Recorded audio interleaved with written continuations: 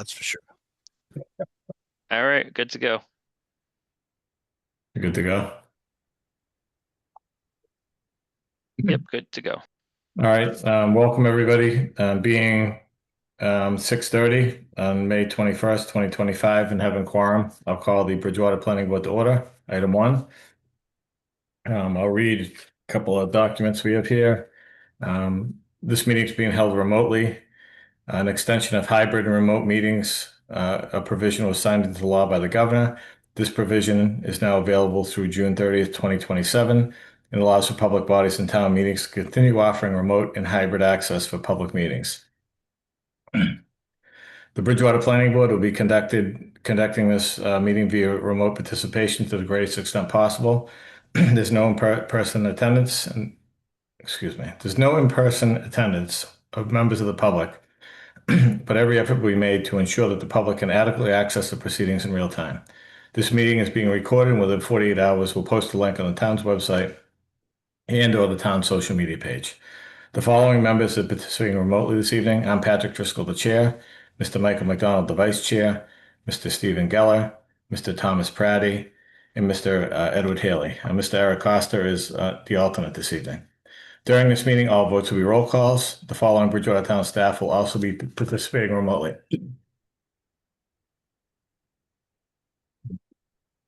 Mr. Robert Rulli, the Community Economic Development Director, Mr. Shane O'Brien, the Town Planner, Mr. Greg Tansey, the Town Engineer, Mr. Stephen Solari, the Building Commissioner. Oh, Pat, just to note that Greg's not going to be here today. No, Greg? Okay. No, Greg. Okay. At this point, everyone's mics are muted. The board's mics will be unmuted through the whole meeting, and as items appear on the agenda, the project's representatives' mics will be unmuted. If this is a public hearing and allows for public comment, we ask that you use your chat feature to ask a question by listing your name, your address, and your question. The chair or the host will recognize questions in order. I'm the chair. Mr. O'Brien is the host this evening. You can also use the raise my hand feature in the participant menu, and you'll be unmuted when the chair or the host recognizes you. Again, please state your name and address before asking a question. If you're on the phone, you can dial *9 to raise your hand. And I think that's about it. Okay, so item 2, Mr. O'Brien, I think this is from SEA. We have an A&R plan.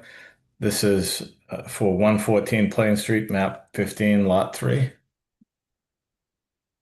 That's right.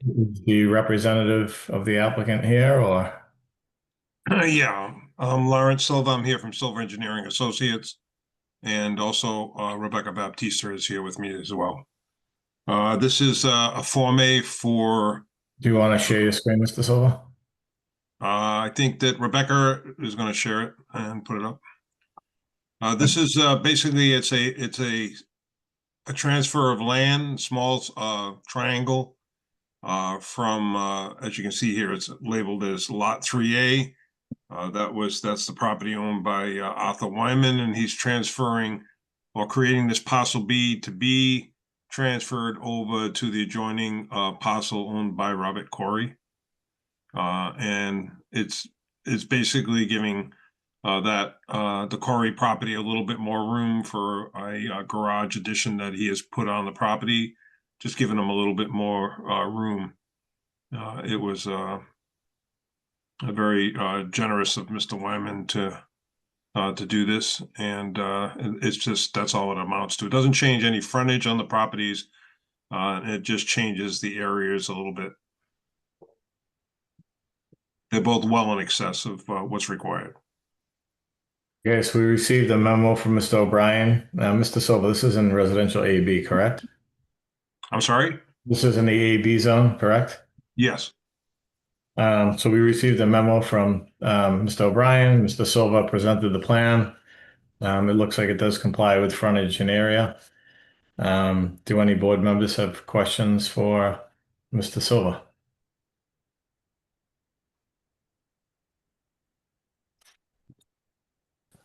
No, sir. I'd say this is pretty clear cut as far as I'm seeing it.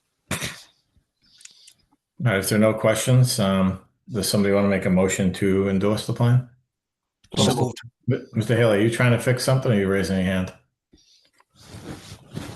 No. I didn't mean to raise my hand. Just No, it's all right. the phone. Sorry. So Mr. McDonald made the motion to endorse. Do we have a second? Second. Who was that? Mr. Haley? Okay. So motion by Mr. McDonald, second by Mr. Haley. Any discussion on the A&R plan to endorse? I'll take the roll call. Mr. McDonald, Yes. Mr. Geller, Yes. Mr. Praddy, Mr. Pratt is muted. is he muted? Oh. It's only a second. I give him a break. Am I unmuted? Yep. I'll say here. Approved. So the motion to endorse was made and seconded. Are you a yes? Yes. Okay. And Mr. Haley? Yes. And I'm a yes. Okay, thank you. Thank you very much.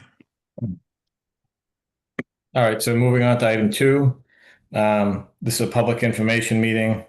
We have the CED staff here this evening, and the planning board comment recommendation for the development plan review for 70 to 86 Broad Street. This is map 21, lots 95 to 97, and parcel B is noted. The applicant is Churchill James Development.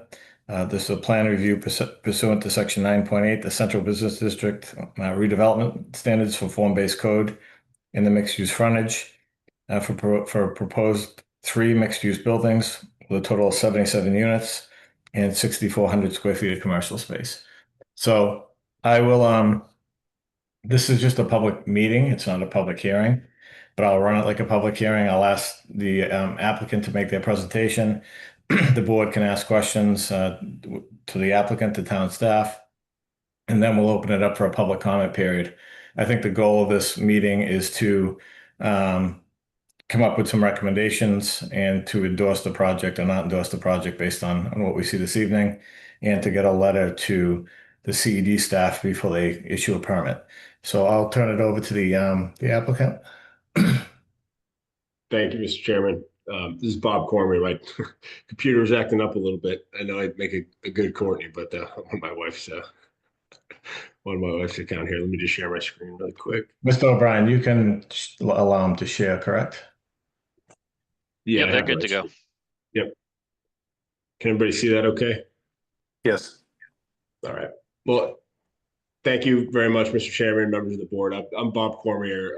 I'm going to give a high-level overview and then really just pass the screen to our civil engineer and architectural team to walk through the project.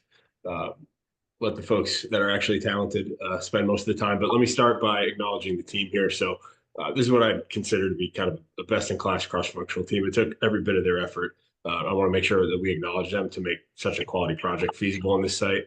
Of note, actually, 2 of the members, and I mentioned this at a town council meeting, but 2 of the members of the architecture and civil team are actually Bridgewater residents. And that was definitely reflected in their work ethic and their commitment to their quality deliverables here. But let's just jump right into the project. Like I said, I'm going to keep it pretty high level before passing it over. So the project itself consists of 77 residential units. They're primarily 1 bedroom and roughly 6,400 square feet of commercial and retail space. And this is across 3 buildings.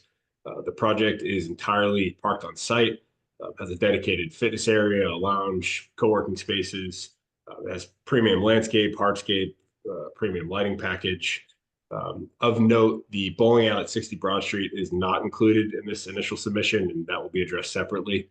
But most importantly, the project conforms, to the best of our knowledge and in our mind, conforms to all aspects of the zoning requirements in the form-based code and does not require any variances or special permits. I'm sure most of you know this isn't the first go around or the first take on this design or project. And since that initial submission and ZBA hearing, we've decreased the number of bedrooms by about 16%. We've increased the commercial space by about 10%. And again, we've conformed to all the zoning requirements. And then I think most importantly, we've completely redesigned the exterior of the building, which I'll spend a minute on here. So here's the updated design, and we're really excited about it. I mean, we took public comment into account. We re-examined the design standards, particularly in the frontage buildings and the form-based code. And we're very intentional in making these changes. So as you can see, the project incorporates mansard roof lines, significant amount of brick accents on the facade, and that ties into some of the buildings heading south on Broad Street and then around the Common. And then the landscape design is top tier, even with brick inlays in the sidewalk. We'll have 800 plus linear feet of a landscape stone wall on the north side. And then the ground floor commercial space has expansive ceilings, outdoor space in the rear, beautiful glass storefronts and awnings, which should all be very attractive to attract the right commercial tenants that I think we all want in the community. So that's really it at a high level. This is the design, but with that, I'm actually just going to pass it over to Todd with the Crocker Group to walk through the civil before going to the architectural side. All right. Sent in a request to have my screen shared. See if that works.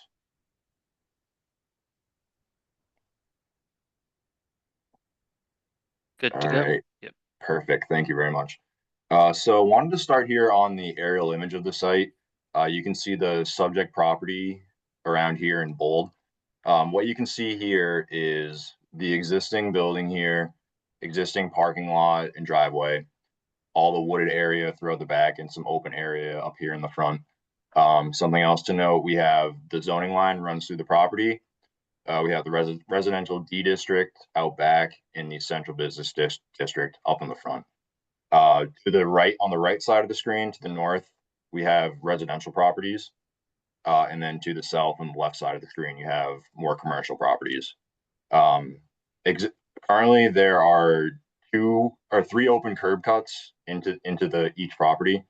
The main entrance being this one right here that we're going to maintain and modify. And as part of the project, we'll be closing off these 2 to account for the new buildings. As we swap over here to the existing conditions plan, you can see the same thing. We have existing building here, parking lot and driveway coming through here, woods out through the back. We have a small wetland resource area out on the top right corner. And then we have our open curb cuts through here in the main entrance here.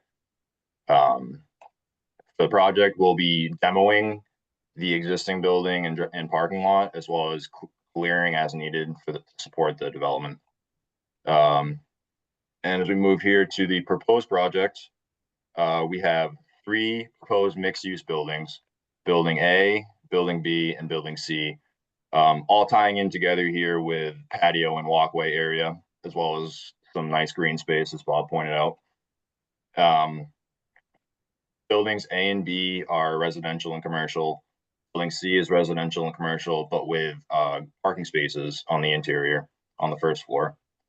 The total site has 129 parking spaces, 31 in the garage and 72 on the outside, which meet the requirements for the commercial space and the residential units for the property. Additionally, not included in the count, there's 11 spaces along Broad Street, which will help to add parking value to the area. And in terms of site access, like I said before, closing off all the curb cuts in the front to account for the buildings, and we're maintaining the location of the driveway with some slight modifications. And as we drive in through here, we have our turnaround here. We have a hammerhead turnaround, which is what we came up with to be the most efficient use of the space to maximize parking and also to ensure vehicle maneuvering to be the most efficient. As we move around here, you'll notice we have retaining walls around the back right corner of the property. It's a 2-tiered wall system. The height ranges from anywhere from 2 to 8 or 9 feet approximately. And there are guardrails and fences to go along with that to account for pedestrian and vehicular safety. Some other quick things to point out here, we have a dumpster enclosure pad over here on the 60 Broad Street property. That'll be accounted for with an easement. We have proposed transformer and site lighting throughout the site. We do have a photometrics plan included within the landscape design. If anyone has specific questions about that, we can take a look at that.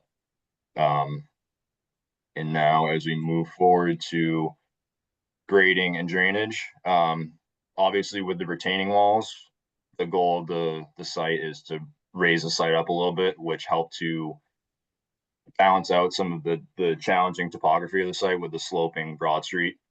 As I said, the walls range from 2 to 9 feet with the two-tiered system. We've been able to design 5 subsurface systems, a combination of infiltration and detention, which, as a working system, work to reduce offsite flow for all storms and all design points. And we have our overflow here ties into Broad Street during extreme storm events. But the goal is to retain and infiltrate as much as feasible on site. And then last quick thing for the civil side is for the infrastructure upgrades, we have proposed water services and sewer services, as well as relocating the existing electric tying up to the transformer here. So I think that just about covers it for the civil components. If we want to pass this over to Jeff, who can cover some of the architectural features. Mr. McDonald, just while we have you here, do you mind if we ask you a few questions on the engineering?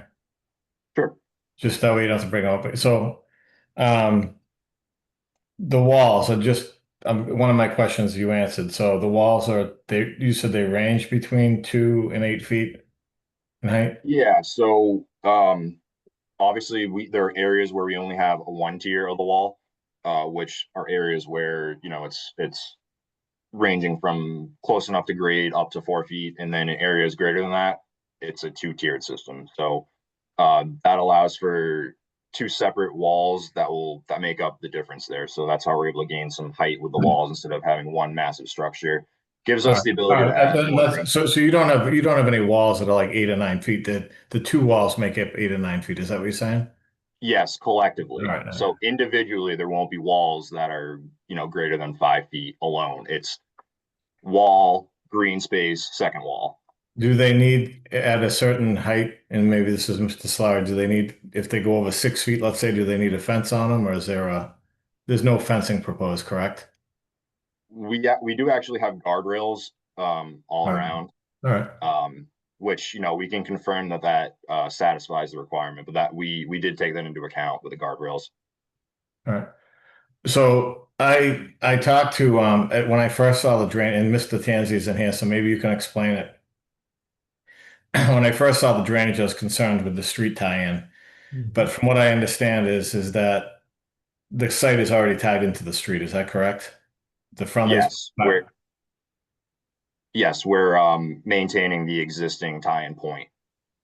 And the flow, when I called Mr. Tanzi, went over with him because I was concerned. I said, you guys told us no street tie-ins, but he explained to me that right now the water coming off that site isn't being infiltrated or treated at all. And so is this basically going to be an emergency overflow that's going to pre-treat the water now and actually reduce the flow to the street? Is that how the calculations work out? Yeah, that's exactly correct. So based on the elevations of the site, we did have one catch basin down here that we weren't able to connect to the system. But what it is a water quality unit, which reduces the TSS and basically treats it. Other than that, all the pavement and roof areas are being treated through the infiltration and detention systems. And just as you suggested, only for overflow is the water being tied back into the Broad Street. And also, as you said, part of the criteria for the stormwater design is to reduce that flow. So we've done that through our design. We've reduced the amount of flow going through that pipe there. All right. So just so everybody knows on the board that it's making the situation on Broad Street better. Is that correct? Yes, absolutely. All right. What else do I have for the drainage walls? Could you go over the street, I guess the town improvements that you're proposing? Is what is being upgraded, what is being replaced, what's happening within the street layout? So let's see. I wonder if the aerial might be easier to see here. Talking specifically in Broad Street. Well, I guess from your property line out, are those you're showing sidewalk and plantings, and are those new bump outs? Are you doing new curbing there? Is it? Okay, so where we have our driveway improvements here, and then we have a landscaped area, and then we basically are proposing parking all the way through here. Sidewalk improvements with a little extra green space there. So this is the proposed site, and I might flip over to the. So where it says vertical granite curbing, is Yeah. that where it is currently, or are you putting it there? We are matching the location, but we're doing work, so it's an improvement, but it's in the same spot. So the vertical granite curbing that's there currently, is that staying, or is that being removed and replaced, removed and reused? It's being removed and replaced. In the same location, or is it coming out? It looks like is it getting bumped out more to narrow the road? I don't believe it's being bumped out. So so the parking is staying where it is that? The parking is staying where it is. Why it looks like new parking is because we're closing the existing driveway, so the spacing wasn't matching up. So we're proposing to restripe. But the location, I believe, is the same. So why would you take out that vertical granite curbing all along there? Yeah, I wonder I if think, we're I think this was part of the landscape plan too. So we're going to be putting in new plantings, new green space. I think they're slightly changing the location of the granite curb, doing the brick inlay, All right. new sidewalk. And what about so that sidewalk's being replaced as well? I think that's what MDLA, the Smart Landscape Architect, recommended. Todd, do you want me to answer as well? Sure. Hi, everybody. This is Gabe Crocker from Crocker Design Group. I work with Todd.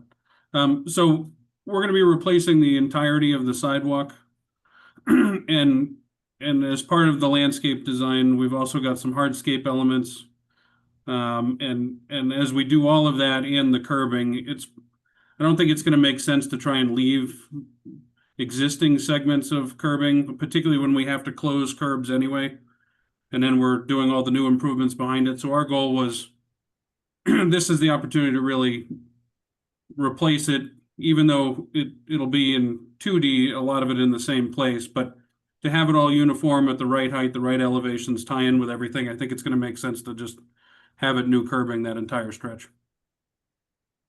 Okay, great. Thank you. But Yep. and then all right, so and then you're gonna add new street trees there as well? Yes, as part of our landscape plan. Yeah, we have those green spaces on our layout plan are basically true wells for proposed trees, these dark green spaces. Okay.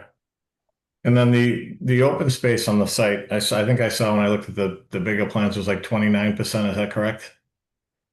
Yes. And that's green space, so patios, that's all that green area there basically makes up 29% of the site. Correct, yes. Do you know how many square feet that is? I would have to check. I'm not sure. All I'm right. not sure if we listed that here on our. Yeah, and so yeah, I think it was on like page 4. It doesn't matter.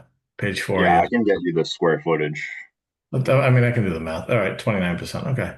And then trash. How is the trash being handled on site? Is there spaces that are going to be used for dumpsters or? We have a proposed dumpster enclosure back here. We're going to deal with that. It's off the property, but we're going to deal with that with an easement. So trash should be collected at this point. We have the vehicle come in, pick up, and drop off there. And that's enough to serve all those buildings at that size? We believe it is. Yeah, we can check with dumpster manufacturers and just verify that, and possibly increase the size if we need to. And before Mr. Geller asks, I'll ask, that's going to be fenced, correct? Yes, the dumpster enclosure will be fenced in. Yep. Okay. And Todd, I think when we get to the architectural presentation, they can talk about it too, but I believe particularly for the residential, there's gonna be areas inside each of the buildings for trash refuse to be collected and then ultimately it'll be brought out by management to the dumpster. Yeah, those are I mean, those are really my civil questions. Other board members for civil questions or site questions? Yeah, can we, is that dumpster enclosure, is that 10 feet 5? Is that wide enough for a truck to get in there? The big trash trucks to pull in? We can Seems- run it seems our a little turning. narrow. Yeah, we can run our turning software just to verify. It might be a little narrow, but I think it would work. Okay. And then the entrance to up the existing entrance, where you're redoing the parking spaces. So you're actually bumping the curbing out, correct? Because that runs straight now, doesn't it? Correct. Yeah, these are new bump outs. So are you replacing the sidewalk all the way in front of the existing bowling alley too? You're gonna extend all the way to the end? Yeah, we're gonna extend up to right here to the edge of their property for the sidewalk. So do we lose a parking space in front of that footprint? In front of that building by you bumping it out? I'm just curious. No, it looks like this whole area right here was open. Yep. This is where that was. So it looks like it's the same number of spaces. We're also gaining at least one in front of our site because of the existing driveways. Okay. So I believe where you're bumping that out, that's actually an existing crosswalk. Are you proposing any crosswalks to cross the street? At the moment, we do not have one shown. So you're basically taking one away. I'm Yeah. closing that in. It's a good question, Mr. Geller. They came up in our technical review meeting, and we're happy to replace. It was just a matter of where the board feels is the best place to do that, whether it's connecting to Hale Street or connecting to the vacant parking lot across the street. We'll take recommendations.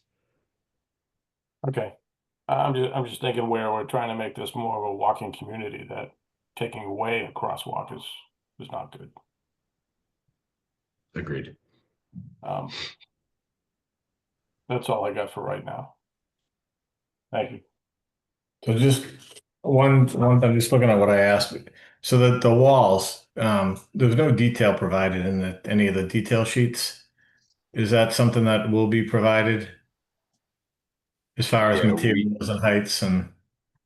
Yeah, it'll have to be designed, so at that point we'll be able to get some specs over to the town for approval, but we don't have those at the moment. And I think you said earlier it's going to be fieldstone. It'll be a material that complies with the zoning. Okay. I don't know exactly what it is yet, but it'll comply with the form-based code.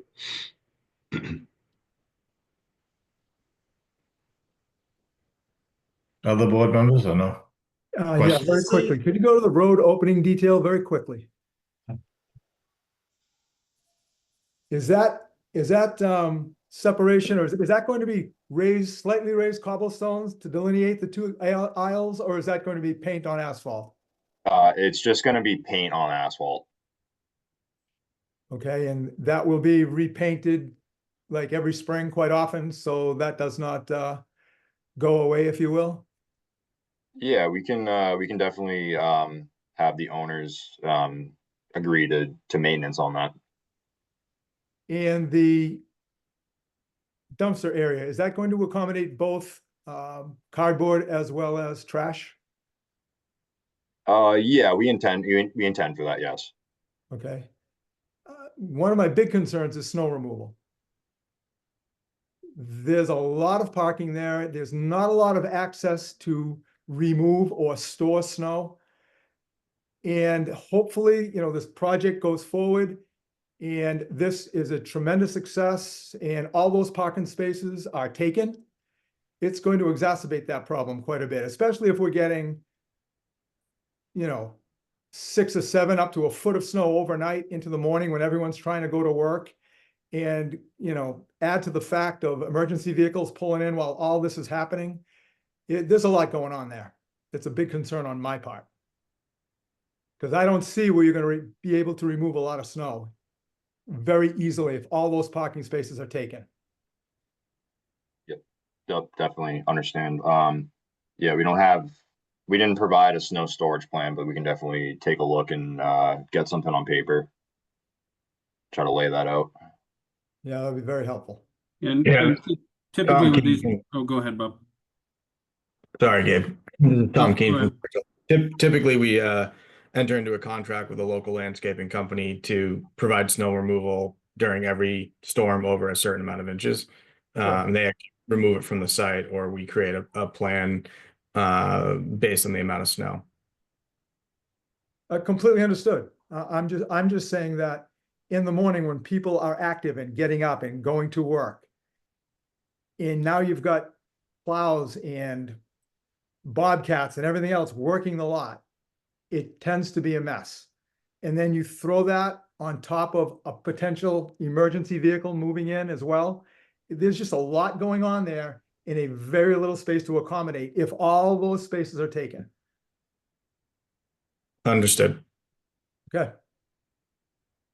So I would definitely like to see a definitive plan, whether that's with your landscaper, where you're going to put the snow, how you're going to maneuver around that snow, what's going to happen.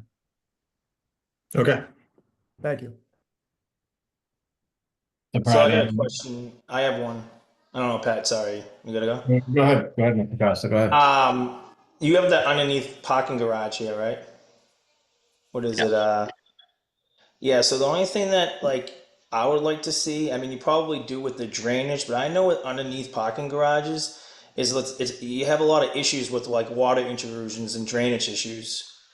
And then like ventilation and air quality. Like, do you guys have like a plan for all that? For like, I mean, there's a lot of issues going on in Boston and areas with underneath parking garages that are flooding. And if you don't have like the right drainage system, it's going to ruin a lot of cars in there. And do you guys have like a plan for that for the Yeah, so I can definitely garage? speak to that. Hi, I'm Jeff. I'm with JTA, the architecture team, also a Bridgewater resident, as Bob courteously mentioned earlier.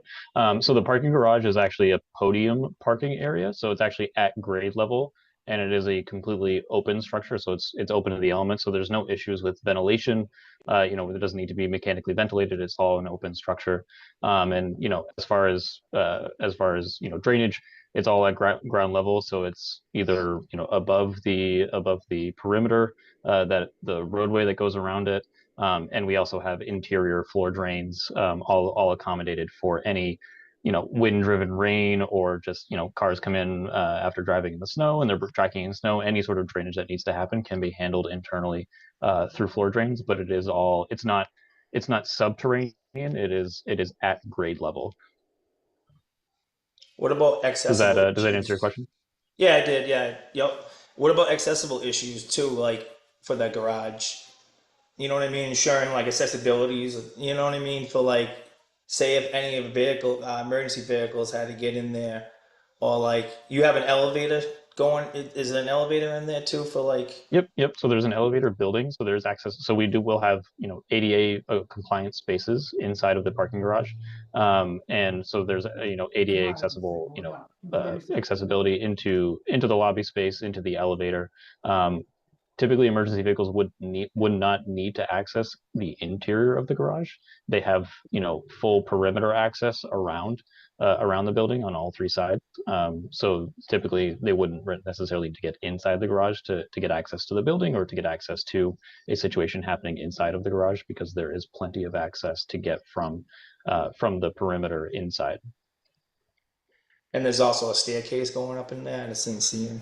Correct. Probably, Yeah. right? So there's one sort of further on the Yeah, okay. northern part, and then Yeah, I another see one now. Yeah, yeah. on the south. Yep.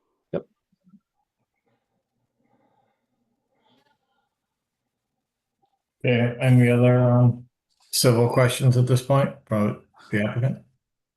Just going back to the the comment about emergency vehicles wouldn't need access to the garage. I've done some emergency work myself, and that seems a little naive to me.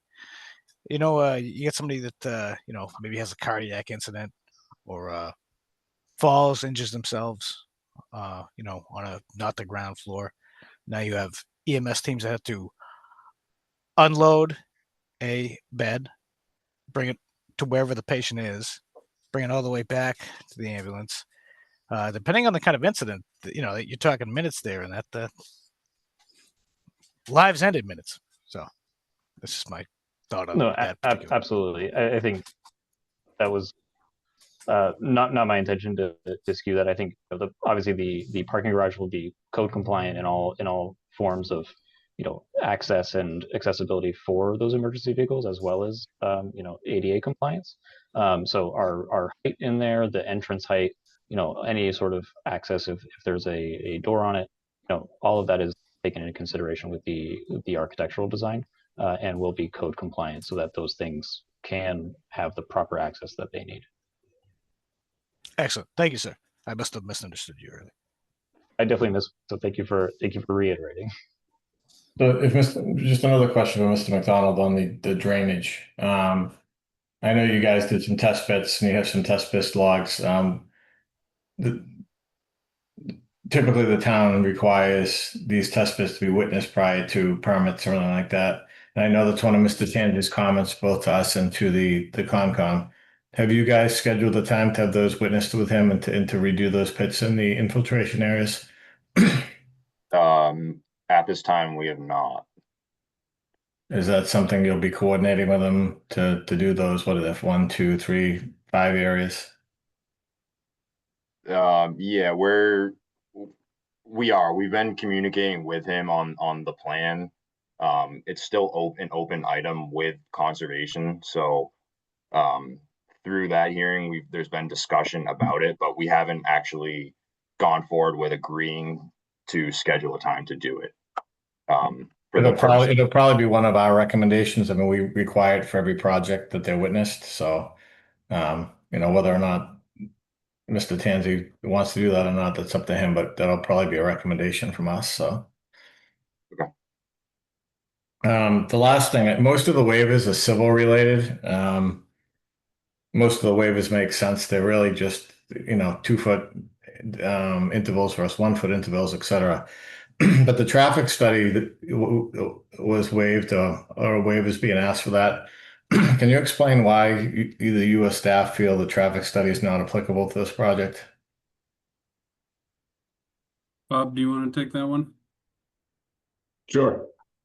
Yeah, so the traffic study was basically the exact same site, was already done in the Route 18 corridor study. It's the exact same data in the same site. Every traffic engineer that we talked to said this type of volume is completely, it's not material to what the traffic volume is. I think it was less than a 2% increase in traffic volume. So for that reason, to basically redo a traffic study that's already been done in the Route 18 corridor study didn't make much sense and wasn't very efficient for anybody. So were there recommendations made for this site? Like, should this be a right turn only when leaving? I mean, should it be a right turn only entering? What traffic mitigation measures were recommended in those studies that we should apply to this site to make sure the traffic, which already backs up there, can continue to move, as efficiently as possible? Mr. Driscoll, I don't believe that the Route 18 corridor study specifically made recommendations as to this site or the Perkins site. If those are recommendations that the board wants to make in terms of, your letter, then that would be appropriate. Well, I guess from your opinion, then what should we ask for in terms of in and out on this project? I think in my experience, I think there's a misnomer that just because there's a large number of apartments that it creates traffic problems. People don't come in and out at the same time. People work remote, but part of the problem on Broad Street is just, exist already before we've even built anything. So, I think the Perkins traffic study indicated they were restricting turns. I'll defer to the civil engineers, but I guess that's my question. Should we be restricting, when you come out of the project, should it be a right turn only? So you're not cutting traffic off and blocking it at the light. Should it be a right turn in only? I guess those are the things that I'm looking for. Based on my observations as to how traffic backs up in that area now from the light at Main Street. I think just accessing it from, right turn in, left turn out is probably appropriate. So you don't have people cutting across park traffic and that they're coming in with the flow of traffic to access the site. So you're saying right turn and right turn out, not left turn out, correct? Yeah, correct. Thank you. Mr. Chair, coming out of Cumberland Farms is right turn only as of now. I mean, Right, yeah. I don't think you can really start to change, right? So I would just keep it the same, right turn only. Right, and I don't know. I don't know if a traffic study is going to say something different, or if we need to make other improvements. But I guess that's why I was asking the question. I mean, you waived it for a reason, or they asked for a waiver for a reason. I guess I just wanted to understand what that justification was. That's all. All right. Any other questions from the board on civil? Just a real quick question on commercial truck delivery. Obviously, the parking lot cannot accommodate those trucks, but you're proposing that the parallel parking spots in front of the building are going to be utilized for commercial drop-offs. Is that correct? In pickups, is that correct? That was our intention, yes. I am not familiar with that part of town, early in the morning or 10 o'clock in the morning or earlier. Are those spots taken all the time, or because obviously a commercial truck is not going to wait around, and I just don't want to have any problems there with trucks waiting for people to pull out or things like that happening, or no access at all, unless you maybe specify deliveries can only be from 6 to 8 in the morning. I don't know how we propose to make sure that tractor trailers will be able to safely unload there. That's all. Yeah, it's a very good question. And so the proposed loading zone, so to answer your first question, there's hardly ever anyone parked there, particularly early in the morning.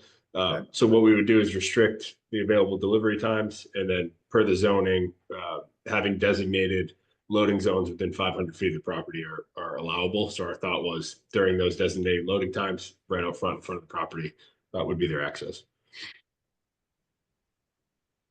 Okay. Anything else on the civil from the board? Yes, Mr. Driscoll, if I may. In regards to the traffic study, you had asked the question of, what's the reason? Are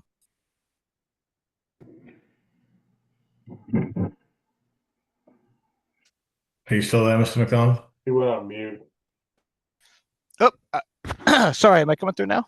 Yeah. Okay.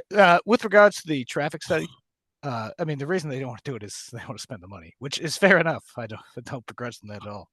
But my concern there is with the previous approval for the project across from Campus Plaza, that will change the traffic conditions in the area by probably a significant amount.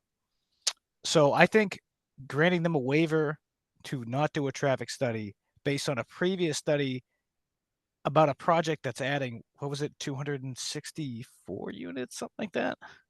150. Must have been thinking of the earlier. But anyways, that seems a little short-sighted to me. But that's just my opinion. Okay. Thank you, Mr. McDonald. Anything else, Mr. McDonald? No, sir. That was it. Thank you. Anybody else? Questions, comments? All right. Do we want to move on to the architectural then?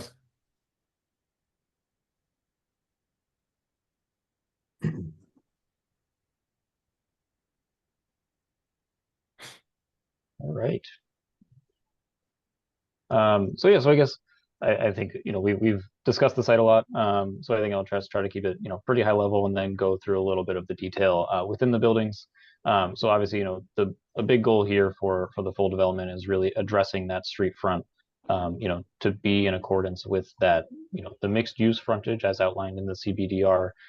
So the frontage, we're actually taking the current existing setback that is established with the 60 Broad Street property and actually pulling that across, so we sort of land within that 0 to 10 foot requirement at 5.5 feet for both frontage buildings, A and B. and splitting these buildings up really helped us, stay in conformance with the building footprint requirement as well. So both buildings are less than 6,000 gross square feet in footprint. And the benefit there is actually it helps us navigate the pretty significant elevation drop that we have. So from the left side of the page on Broad Street to the right side of the page within the property, we have a drop of about 9 vertical feet, which is pretty challenging to handle all within one structure. So splitting it up and creating a little bit of a nice access and plaza space, helped us pretty greatly there.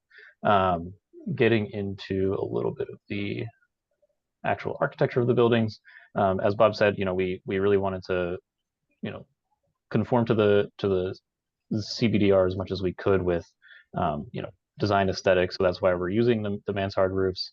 A lot of brick accents. The retail spaces, the retail zones are sort of intended to be sort of that classic New England retail style with the canvas awnings, the large storefronts to keep that permeability at the street edge, keep that an active street there with all the sidewalk improvements, that can only be useful. And then also, as you move into the upper floors where the residences are, we're not trying to do anything, hyper modern or anything like that. These are all classic double hung windows, the mansard roofs, the classic, horizontal siding. It's all very, very New England and very in line with, the objectives of that CBDR. So this is building A, which is the leftmost on the site. So, obviously a big retail space on the ground floor with some, just building service. This is, our main lobby. And then as you get back into the elevators and the stair core, I'll just move quickly through these because there's a lot of info here.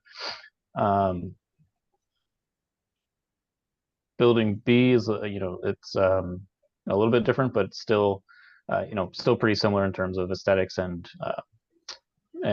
composition. We have the building services on the ground floor. You have your open retail space that services Broad Street, and then obviously you get into the residential zones on the floors 2 through 4.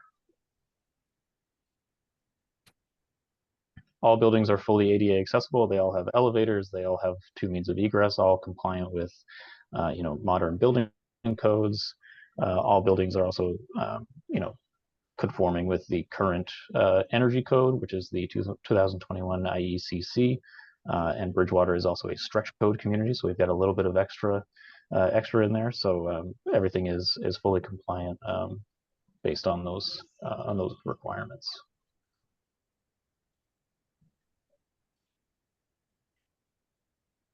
And then building C, which is described as not a frontage building. So we are allowed a little bit larger footprint up to 16,000 square feet. This one we are proposing is only 13,000 square feet. And that gives us, a little bit higher density in terms of unit count, but also allows us to, as I, briefly described before, to park at grade level below the building to satisfy our 100% parked on site approach.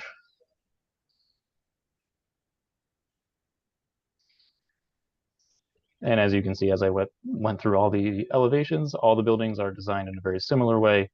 They all speak to each other, so they all feel homogeneous. They feel intentionally developed as a full site and with each other in mind. So it doesn't feel disjointed.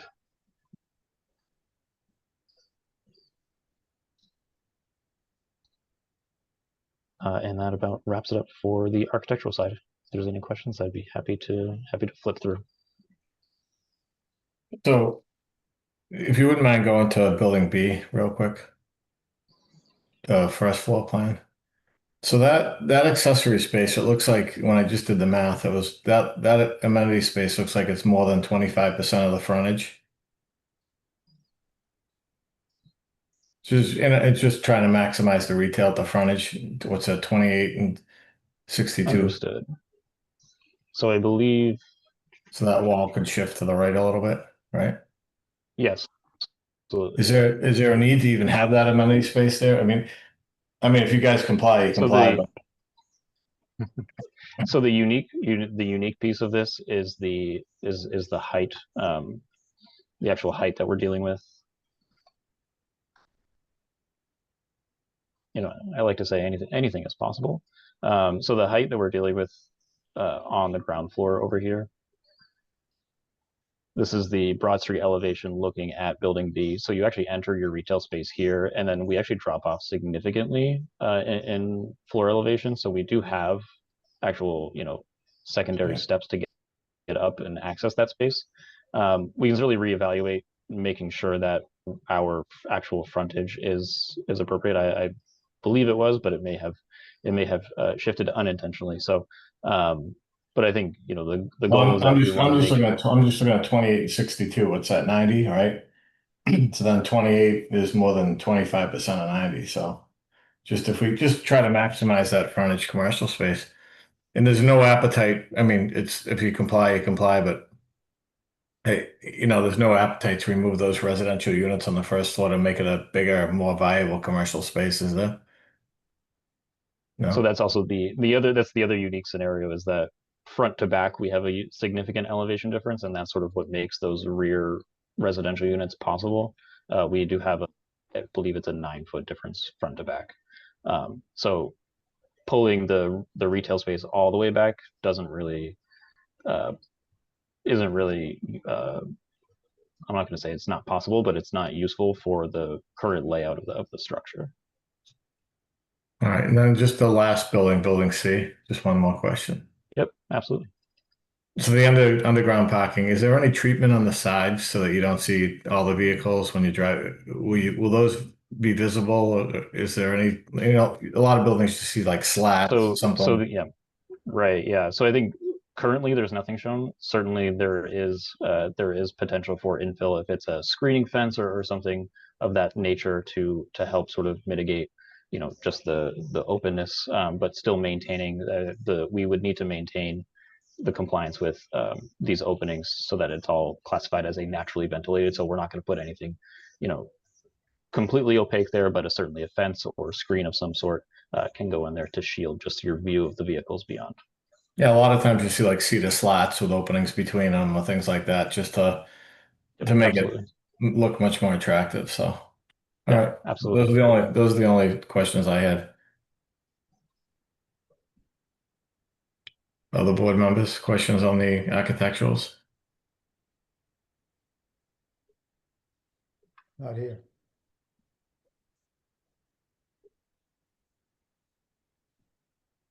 What's on the on top of the roofs? What's the screens made out of? So the screens will be typically they're prefabricated aluminum screens.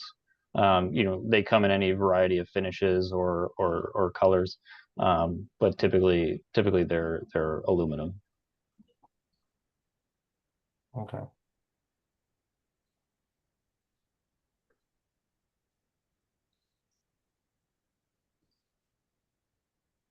Board questions on the architecturals? And there's no buttons or anything proposed in the window. They're just going to be clear glass. Yes, they're currently clear glass windows. They are double hung classic, so you do get the line in the middle, but no interior muntins.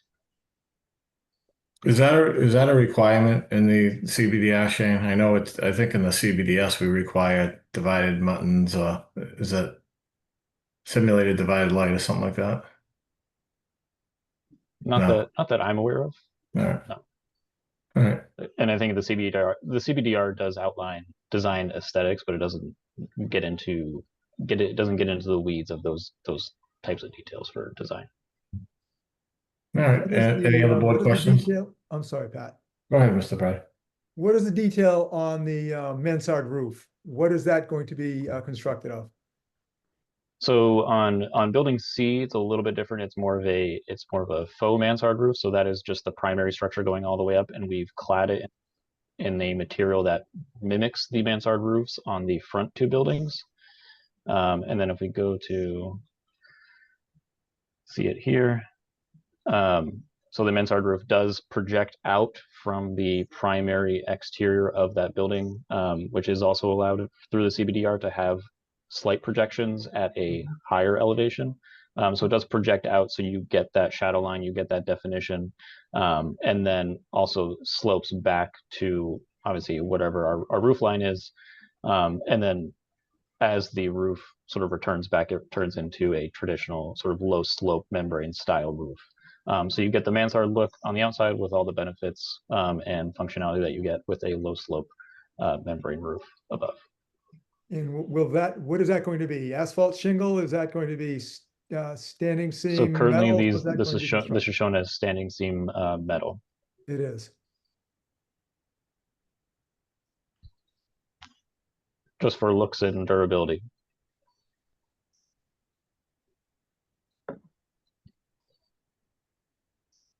You all set, Mr. Brady? Yes, I am. Just wanted that clarification. Thank you. Any other board questions or comments? All right. Do you guys have anything else in your presentation before I turn it over to public comment? No, sir. All right. Do we have anybody from the public that would like to ask questions or speak on the project? It's a public meeting, so if you'd like to speak, you can raise your hand.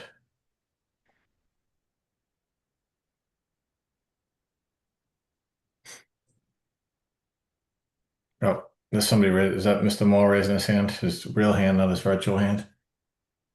Shane? Yeah, we can either go with David or Carlton, whichever you prefer, Mr. Chair. I saw Mr. Moore first, so go Mr. All Moore. right, Mr. Moore. Mr. Moore, you have to unmute. Yep, got it. Okay, first I'd like to comment, I'd like to commend Mr. Cormier on his treatment of the face of the outer faces of the building in comparison to the first project. I think he's made a pretty good effort. You specify red brick. Is that going to be red brick or red concrete brick? Have you decided that yet? The specifications have not been finalized, but the intent is a red natural brick. Okay, seeing as we have the only brickyard left in New England, it would be nice to see some Stiles and Hot brick up there if you can do it. One thing that bothers me, I know that you've specifically said that the bowling alley isn't part of this project, but I guess I have to address this to the planning board, that the planning board usually doesn't allow a project to go in or a subdivision to go in and end up creating a useless piece of property. Now, I know there's regulations out there that say that the restaurant can use parking within 500 feet, but you're talking about 200 parking spaces if this restaurant is ever developed. So I'm concerned that by breaking the restaurant off, taking it out of here, you're taking all potential parking away. So I'm concerned that it's going to create a useless piece of property. Mr. Chair, am I able to address the comments or no? Yeah, sure. It's Yeah. the public Yeah. meeting. Yeah, Little more informative. Yeah, all very good comments. I think to just address the bowling alley, so just for the record, that all of these sites are still separate, right? So they're treated completely independently, different ownership, different LLCs. So it's an independent property. That's why we're able to use an easement for the trash. Just one correction on the parking. Really, all that's needed to develop that as a restaurant is 52 spots. I know what the parking requirement says, but there's a no net loss use of parking. If we don't change the use of the building, the last time plans were pulled as an active business, it was just the 52 spots across the street that were dedicated to that spot. So we need to solve for 52, not the 192 or whatever would be required by the restaurant parking code. All we have to do is demonstrate that there's no net loss based on the last time it was operable as a business, as long as you're not changing use. That's at least how I understand it. But that's the intention.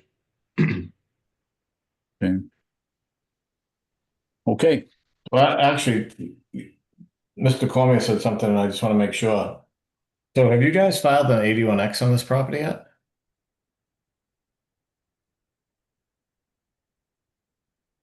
Because you just said it was all still separate properties, but we're considering everything we're looking at tonight is one parcel, correct? Because you can't keep We don't them know. all separate parcels. So you're gonna file an 81X, right? Correct. But that hasn't been done yet, correct? That hasn't been done yet, no. Okay. Yep. Obviously, the project is proposed currently to include the parcels that are shown. Typically, as we get to the end of the permitting process, the next logical step would be to file that 81X. Okay. The combination, but we wouldn't do it until then typically. All right, thank you. All right, we have Carlton with his hand raised, Mr. Chair. Dr. Hunt? Yeah, Carlton Hunt, Austin Street. I went up 18 today and I saw buildings that are that design, and I find the color scheme to be quite offensive. It doesn't comport color-wise to a New England color. By the way, I want to compliment the folks on really thinking hard and redoing the design. I think it's a much better project, much more acceptable. But the color scheme, is there anything we can do to get that into a more, in my mind, palatable color? I know beauty's in the eye of the beholder, but in my observations of that kind of building, that three color scheme is not what New England's about. There is a building up in West Bridgewater that just went up, an apartment that has a single color or gray and white color, much more acceptable. So that's my comment. Thank you.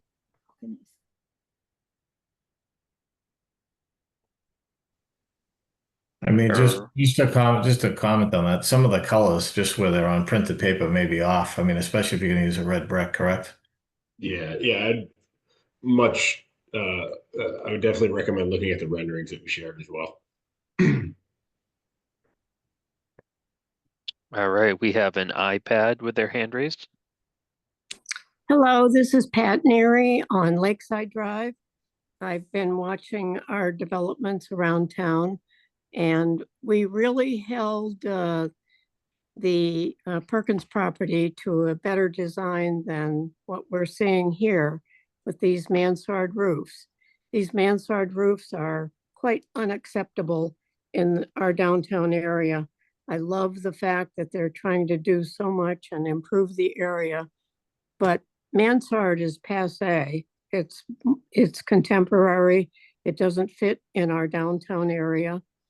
And I hope that you'll reconsider that. I mean, it's just like Carlton said about the colors. I mean, we have to maintain a certain look if we're going to allow these improvements. So thank you for listening. So I thought Mrs. Neary was going to ask a question about lighting, so I'll ask it. Does the lighting comply with the dark sky regulations or not? Do you know? Yes, we have the landscape architects provided a photometrics plan as part of the submission. Okay. It's the L 2.01. If you want, if you want to take a look. That's dark sky compliant? I believe it is. Okay. All right, we have Matt too with their hand raised. Hi, this is Matt Holmes, 80 Old Farm Road. I just wanted to compliment the project. I think it's great. I think the changes that have been made, I think the design team's done a great job. I am an architect in town, so I do know it. I am used to looking at things, and I just think they've done a great job, and I want to support the project. I think they've done well addressing concerns that have come up. I know we've heard a couple here tonight regarding color and stuff.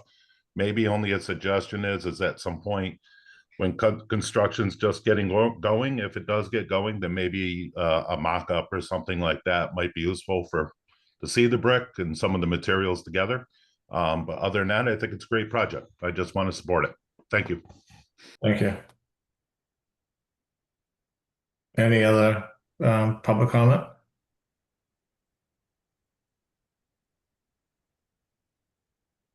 All right, so I'll bring it back to the board. So any board questions or comments or anything that we'd like to discuss further? I haven't Pat, I haven't seen anything from the water and sewer department. Has there been anything submitted?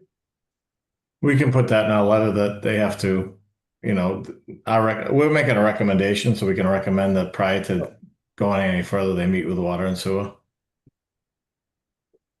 But have you guys met with water and sewer on this project? We have not formally filed with them, no. We're here first. So no impact form or anything yet with them? Nope. The same with fire department? Yeah, Shane, did we get any department comments? No, we've received comments from Greg Tansey because he was reviewing the project from a stormwater standpoint. So I did provide comments from the town engineer regarding this project. Right. And I got those, but I saw there was a fire truck turning plan.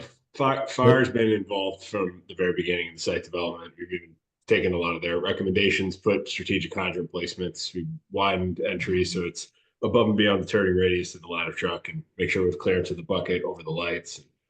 So Chief Slots has been intimately involved with the site planning. So Shane, have we gotten an email just okay in the plan or anything? Or no, not yet. Can we get one? Regarding from fire? Yeah. Oh no. But we've been part of conversations that fire has reviewed the plans. I've seen iterations of the plan prior to fire looking at it, and after fire, just after the applicant had a conversation with fire, I saw the plans change to better meet the guidelines of fire. All right. And Mr. Is Mr. Solari still with us? Have you reviewed the plans for the heights and everything, and the street frontage and the clear inside? And yeah, I've looked at all the zoning from lengths and widths and all the down.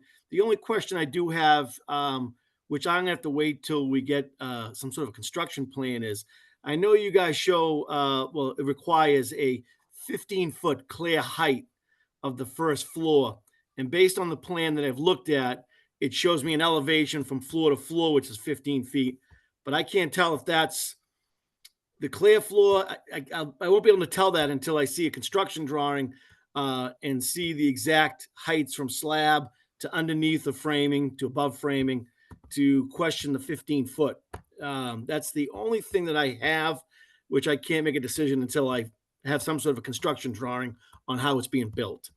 Right now, like I said, it shows an elevation to 15 feet, but I don't know if it's showing the 15 feet from slab to top of floor, or is it slab to underneath? Again, because these are kind of, the drawings are basically just architecturals. It doesn't give me any exact dimensions. does the whole first floor have to be 15 feet high, clear height? Well, based on the bylaw, it does say clear height of 15 feet. No, it says clear height of like 12, but does the whole first floor have to maintain that, or just to a certain depth? Or so Mr. Farrell, when you said the elevation changes, does that 15-foot carry through that whole building? Yes. It does. Okay. All right. Yeah. So that would be my only question, like I said, and without having some sort of a construction engineer drawing on how it's being built, I can't tell you what exactly you end up with clear, you because usually have the 15 feet for your mechanicals and your sprinkler systems and all like that, as the bylaw states. Yep. So we are 15 feet floor to floor typically on the first floor. So then we will have that 3 feet because our ground story clear minimum is 12 feet. So we have that 3 feet to handle structure, mechanicals, all of that. So we should have plenty of space to be compliant on that. All right. But absolutely, we will put that in the details for you. Yeah. So, Mr. O'Brien, when did you deem the project to be complete? The submittal to be complete? So, let me pull that up. I did provide that as part of the packet. I provided the date of the pre-application approval, as well as the approval to allow it to move forward to this public information meeting. So that the date for this was, it was received by the town clerk's office April 25th. Yeah, but when was the day you deemed it complete? Because we have 30 days from that date, right? That would be April 25th. So we have until when to get a letter out? I would say Monday, Tuesday? Monday or Tuesday. Just make sure. Well, I guess not, overall, I mean, there's not a lot of issues with the project. I just think we need to put the things we'd like to see addressed Of in course. in a letter. I don't know if we want to try to write that letter tonight, or if you want to work on something based on this meeting, and then I just think I leave it up to you guys in terms of, how you want to take that approach. I know this is kind of a newer process. But, regarding the recommendations, provided to staff, I leave it up to you guys in terms of how you want to proceed, as well as, discussing with the applicant in terms of, all right, so I'll just go back. What are the board's thoughts on the project? I mean, I know we have I wrote down a bunch of things that we discussed. What is everybody's, thought on the project at this point? Any major issues, concerns that? Mr. Chair, I have one more question. Is any of this parking going to be slated for EV parking? By chance? With everybody owning electric cars now. I'm not sure if it's a requirement, but. Yeah, I think we would anticipate incorporating that into the design. I think the electrical code may even require some now, but as a bare minimum, we'd be EV ready. Okay. But the total number of spaces hasn't been determined yet. I think with the crosswalk and the snow removal are the biggest issues that I can think of that wouldn't stop anything from my recommendation, but I want to make sure we see that. I mean, I just wrote down, everything that we went over, the test pits, the wall detail, the commercial frontage in building B, the street sidewalk improvements, just clarification, turning in and out, trash, dark sky, adding a crosswalk, snow. I don't know how we want to do this. If we want to say, hey, we're going to vote to recommend this or not recommend it, and then have Shane go and draft up a letter, and then I don't know if we can all look at it through email, or if we should have a quick meeting Monday or Tuesday just to vote on the letter. I just think trying to write a letter tonight in this format is very difficult. Can I make a motion to recommend? Say that again. Can I make a motion to recommend? Yep. Hold on one second. So Monday's a holiday. What I would suggest, if you could get our office just your bullet points on what you just recited, and that we can turn that around by the end of the week as a memo to get back to the members. And then, if by no later than Wednesday of next week, you can concur with what's in that memo, we can proceed that way. Yeah. All right. Yeah. Do we want to meet for 20 minutes next Wednesday instead of going? But we'll drive Shane. I'm just trying not to drive Shane crazy, right? So what I was thinking of doing is I can put together the bullet points from tonight.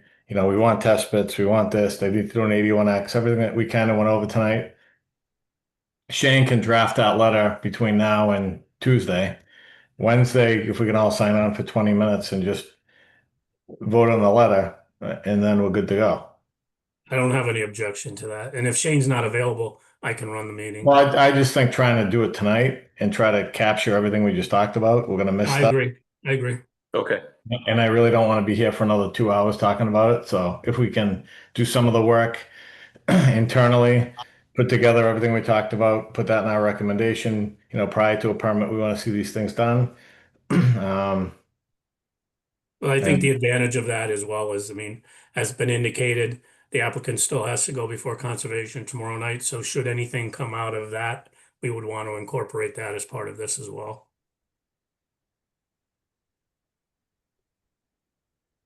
So I guess if that might put us in like the 31 or 32 days, is the applicant okay with that? Waiting till next Wednesday for the letter? Yeah, that's fine with us. Reasonable. Can you just include and point us to where the test pits are required, just so we can bring it back to our engineers and our team? whether it's local or state. Well, I mean, I think we rely on a peer review, and in this case, our town engineer is doing the peer review. Typically, did we charge a fee for the peer review in this case, Mr. O'Brien? No. So No, we- it would be a separate thing through conservation. I think Greg just reviews through conservation. I mean, we rely on what the engineer needs in terms of data to make his recommendation. So if he needs that data, which he always has, we require it. So Yeah, I think it's important that it's on the record that DPW was advised that the test pits were going to be done. No one showed up. So it wasn't as if they did this without letting anybody know. It's just that no one showed up. So I don't think there's any, I'm not speaking for the applicant. I mean, I think they acknowledge they need to do it, but I mean, certainly you can make that as part of your recommendations. I mean, I think we'll make it as part of our recommendations. I mean, but if it gets ignored, it gets ignored. I mean, we hold every other applicant to that standard. I mean, if you notified DPW and you didn't have a confirmation, did you follow up with them again? No, our engineers took standard practice and notified DPW of when the test pits are going to be, and nobody showed up. So to come back and ask for that now at this stage, when I can't find any written regulation, I just don't think is reasonable to incur another cost. But how far in advance did you give them notice? I'm just curious. At least a week. Of course, it wasn't an email, but the test And pits were done August. you didn't and just you didn't hear back from them, and nobody called to follow up to say if they're going to see if they're going to be there. I don't think that's our responsibility. All right. Well, that's a determination that we'll make when we get your letter, Mr. Driscoll. All right. All right. So is the board available for a quick meeting next Wednesday? I am, but it would have to be after probably 6. I fly in from Kansas City that day, but I'm getting into the airport in the afternoon. I just want to make sure I'll be home. So anytime after 6 should be okay, 6 or later. And we can do 7 o'clock. I mean, it should be 20 minutes if we get the, you want to do 7 o'clock next Wednesday? Does that work for everybody? Yes. Yep. Yes. And anybody that wants to email Shane comments or anything, you can email Shane. Good. And we'll just try to get our recommendations to the staff. I would just ask if you're going to email Shane that you do that by Friday at noon. Yeah. All right. So he can at least, if he has to fix something Tuesday or Wednesday, he has it by Friday. Correct. Thank you. Yeah, just to be honest and upfront, I'm going to be out the next couple of days, but so I'll be back on Wednesday. But it wouldn't prevent me from being able to. Shane, I can draft it. Okay, yeah, no problem. But Shane, I mean, I wrote everything down tonight, so I can even write it. I can even put the bullet points together and send them over to you. Yeah, absolutely. So that whoever ends up writing it, you or Bob, you have everything that and then if anybody else, I can send those to you, then you can circulate those bullet points to the board. If anybody wants to add anything to it, they can, and they'll just get the letter done for next week. Sounds perfect.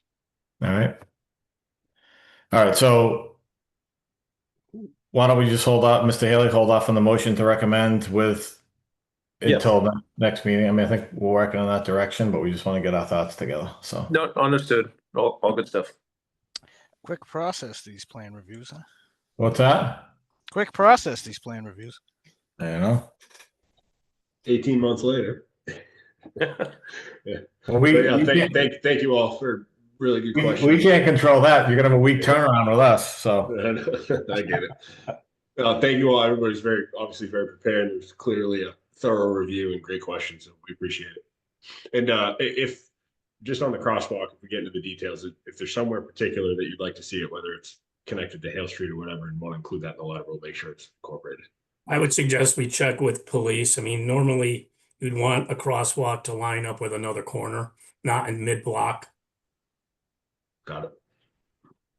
And I just want to make sure, like Bob, stuff that's represented tonight, like the sidewalks are going to be done, the curb's going to be done. We don't need to put that in the letter. That you guys are going to make sure on your staff that stuff's done, correct? Yeah, I think it's more the things like as Ted just mentioned, Okay. Snow removal, Right. crosswalk. I mean, I just want to make sure what was represented tonight in terms of landscaping and walls and sidewalks, and that gets done. Right. It doesn't change once it leaves here. That's all.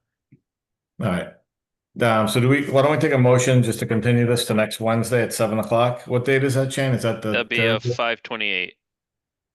Motion to continue to 5/28 At 7 PM? at 7 PM. Okay, great. Motion by Mr. Haley. Do we have a second?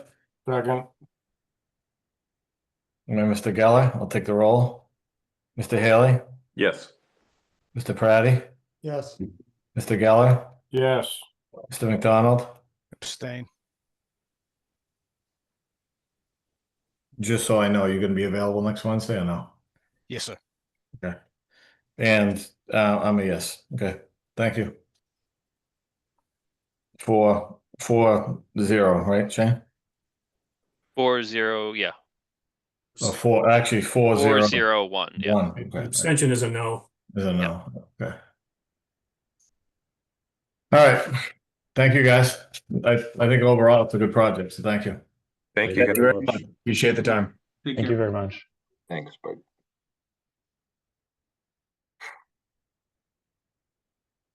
Okay, so moving on.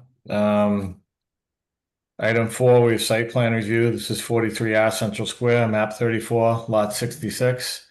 This is a site plan review, section 10.6, and special permit 6.1.4 and 9.6 to convert an existing manufacturing building into a mixed-use building with 6 units.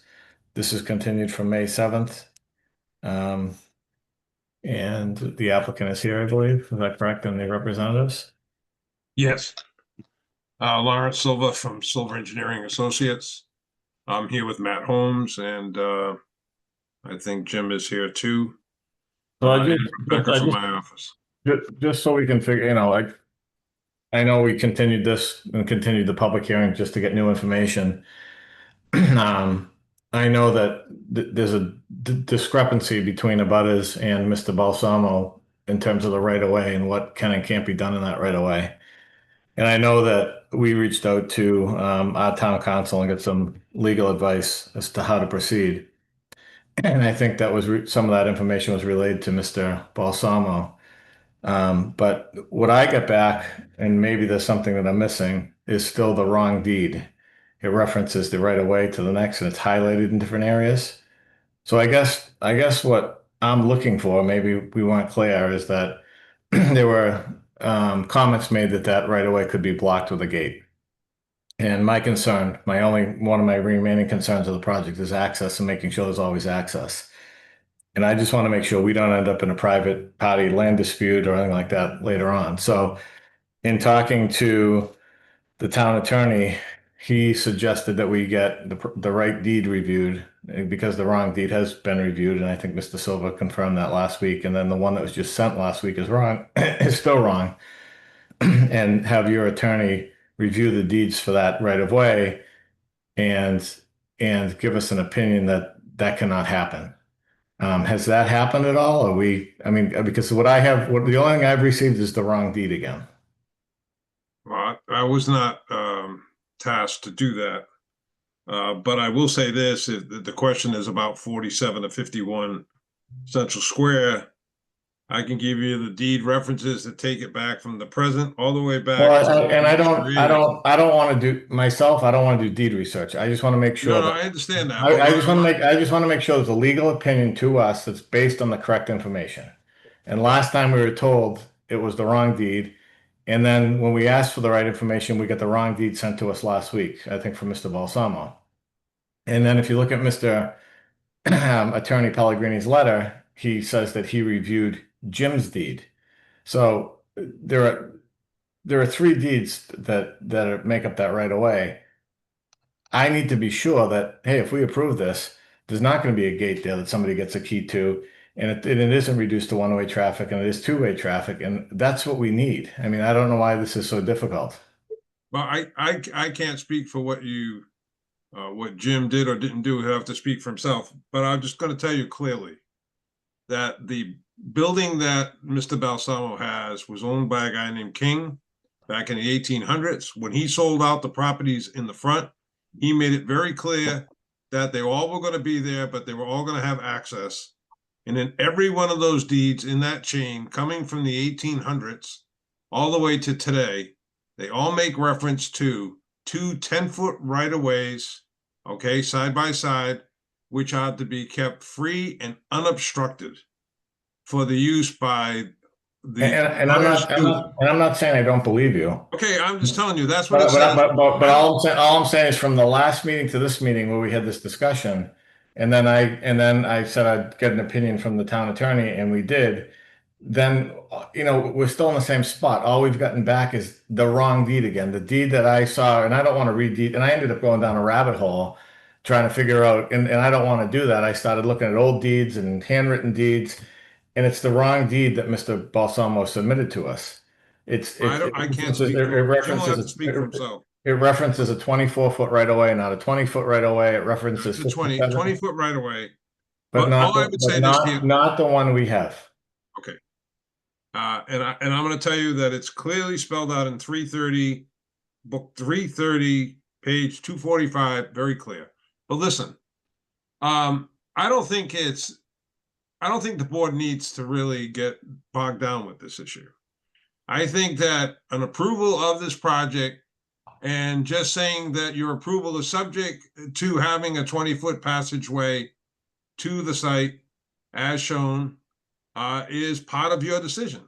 And if there's any kind of issue that comes out of that, somebody doesn't agree that those deeds show that, that becomes a civil issue. It's got nothing to do with the planning board. That's what my thoughts are. I think the advice I was given is we don't want to be brought into a civil, you know, a private land dispute. I'm just asking the question, why can't we get the right deed with an opinion from the lawyer that the right deed was reviewed? You have to ask Mr. Balsamo that. That the right deed was reviewed and it can't be gated. And then we know the project has proper access and we're not worried about that 18 or 20-foot right away. It's such a non-issue, but why don't you ask Jim? He's here. So can I? Go ahead, Mr. Balsamo. Can we let? Okay, so my attorney did review the correct deed, which is my deed. It is 100% clear that I have a 20-foot access unobstructed from Central Square to my property. That's the only deed that needs to be concerned about, in my opinion, is my rights, my access, which I 100% did supply you with. And you did, but there are 3 deeds that make up the right of way, Mr. Balsamo. Correct, and mine. And one of them, you guys said at the last meeting was incorrect.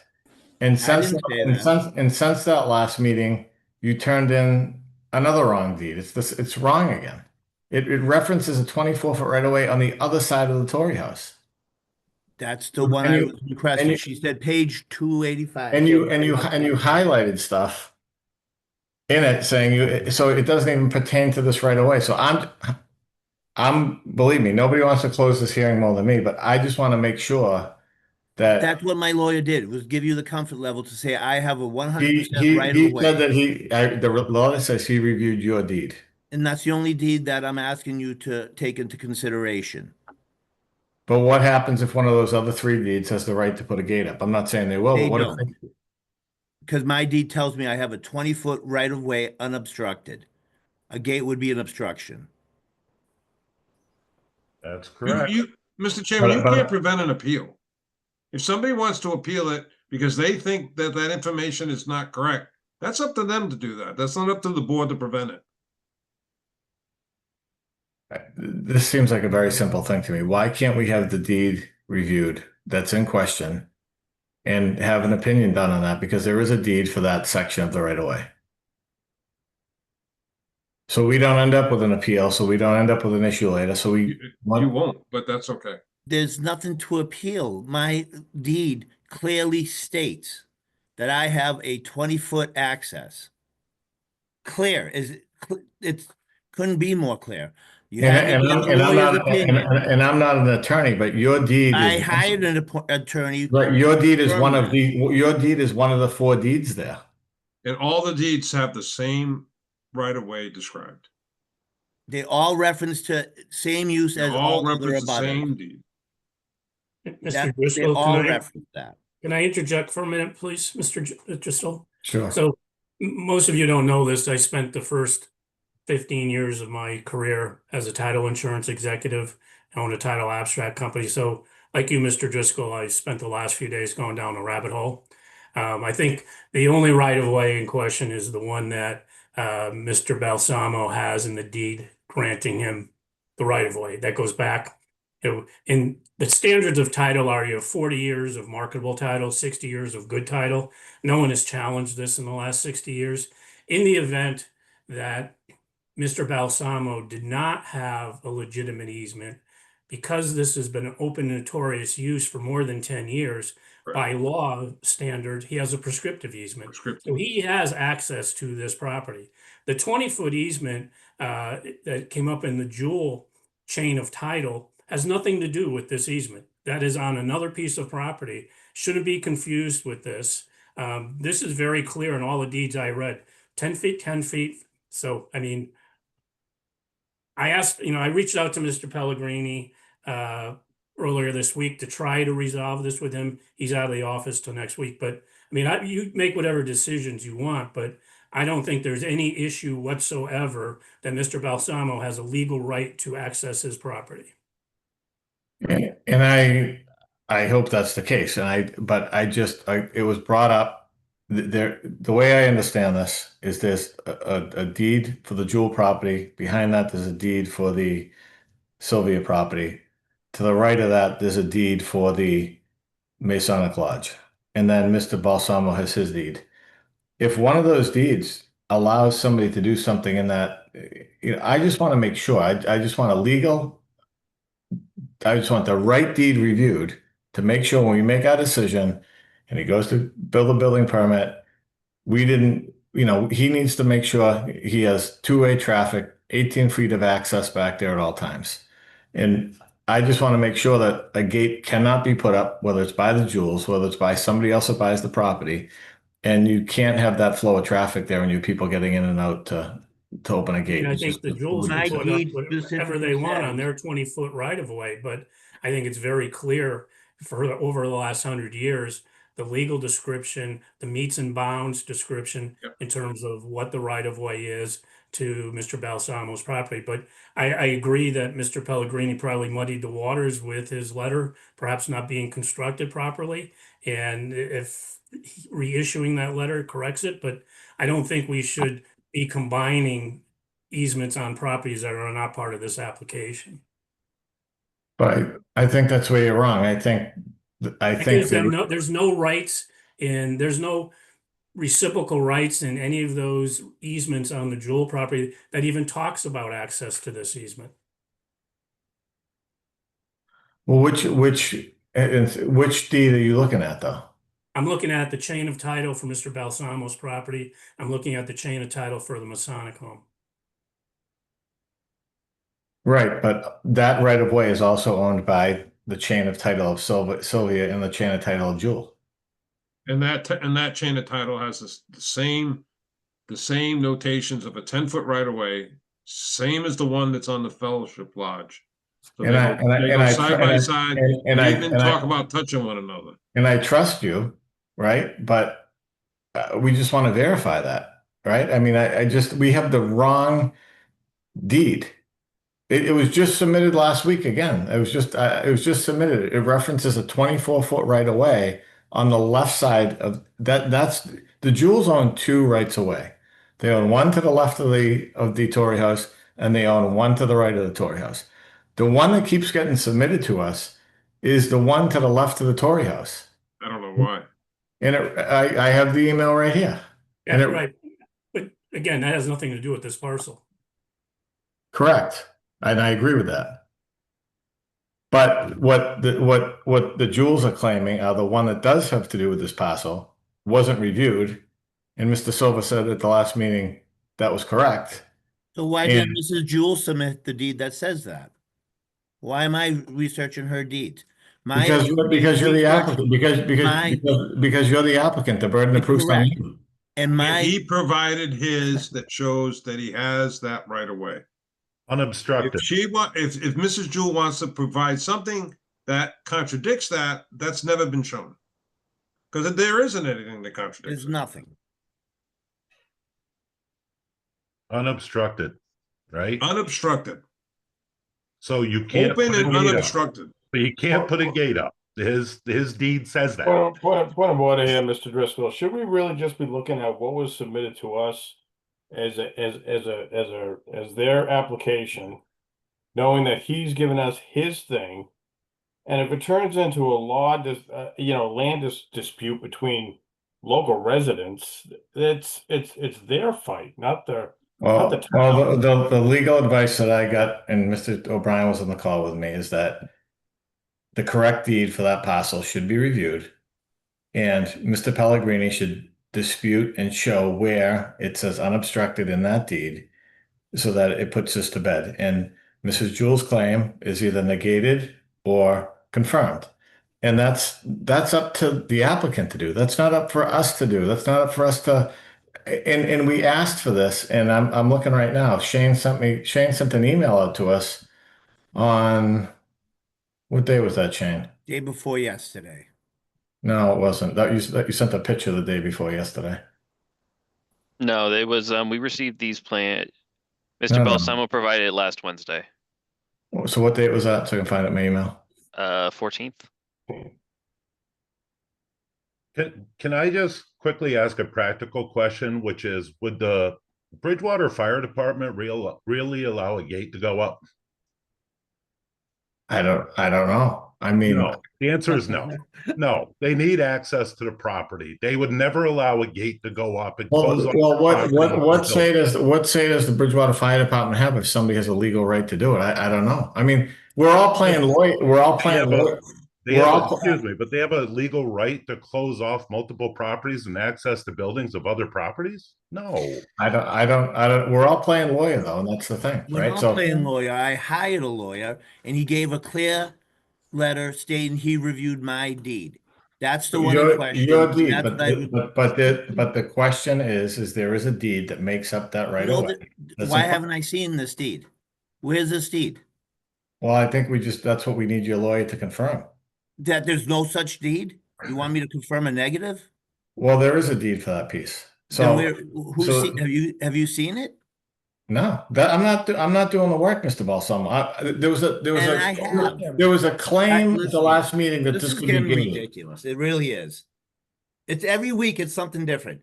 If you haven't noticed, it's the same person. First, it was the parking they were complaining. I resolved Well, the wait a parking. They minute, called. but- No, let me finish, please. They called and complained, harassed the people. But Yes, they Mr. said the word harassed. Mr. They're Balsamo, always looking for the same thing. It's all the same I'm- person. You guys have all gone. all I'm saying is we want the right information. That's all we want, right? We want the right information. So we ask for the right information in advance of this meeting, and we get a deed that's a 1997. The reference is 1997, and it references a 24-foot right of way on the other side of the property. And then you highlighted it says the above described premises measuring 24 feet in width on said central square and extending back northwesterly in a like width for a distance of 182 feet is now conveyed subject to the right of way to be used for all purposes in common by all adjoining owners for access to and from said central square. That's what you provide us, but this is the wrong right of way. Would you like the right one put on the screen? No, I mean, I'm not gonna, we need it submitted and the attorney to just give us an opinion. And the board can do whatever they want, but we just need the right information from an attorney. Do we have access to You have the right information. I have them all. Go ahead. Do we have the correct one to put on the screen right now? We do, but he doesn't want it on the screen. Why not? Why not? Why can't everyone at least take a look at it then? You can put it on the screen. I don't know if it's the right one or not. Put it up. I mean, this is ridiculous. We shouldn't be playing lawyer. We should just have the right information. And the wrong information has been turned in several times. We just need the right information confirming that this is not an issue, and they do not have the right to put up a gate, and it's put to bed. I just don't know why we keep getting the wrong deed. Mr. Chairman, may I? Go, Mr. Pratty, go ahead. I cannot vote on this. I'm just an observer. we have a town council to give us advice. Correct. His advice is to get the correct deed, which should have been given to us in the first place, so he can make an No, he's not gonna make anything. He wants the attorney, what he said is the attorney, he said the applicant has the burden of proof in this. The applicant needs to refute the claim that a gate can be made via a letter referencing the deed and where it says that. That's what he said. Is that what he said, Shane?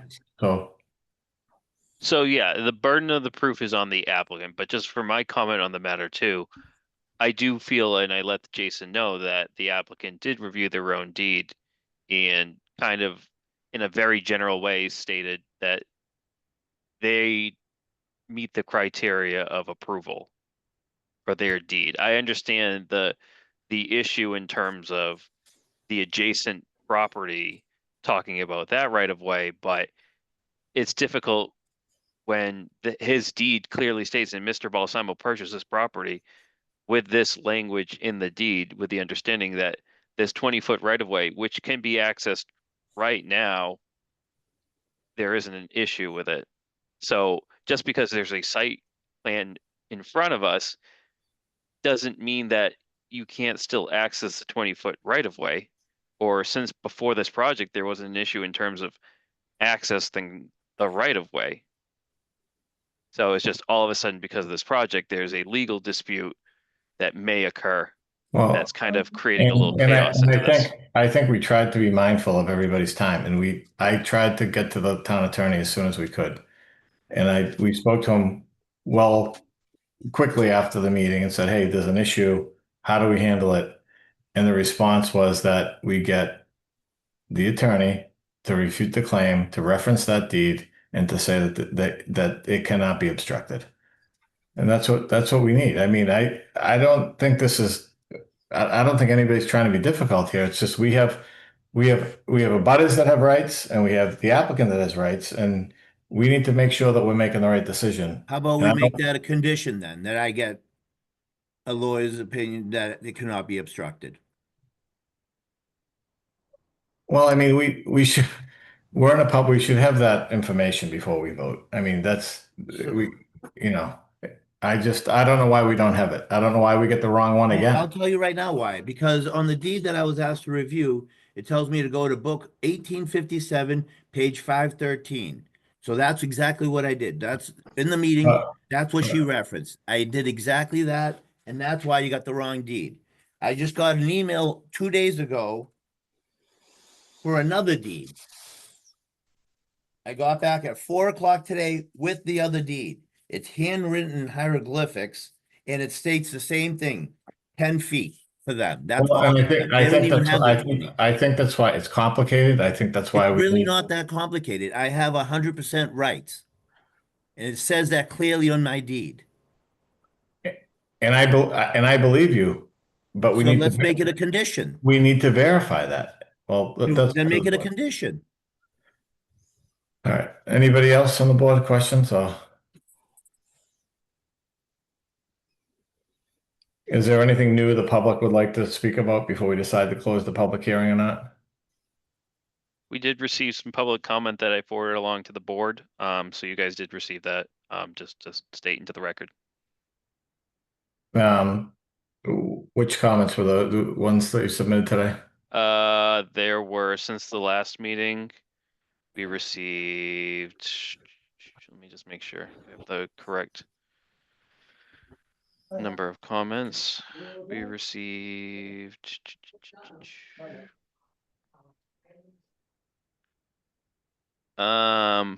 comments on 519, 520, and 521.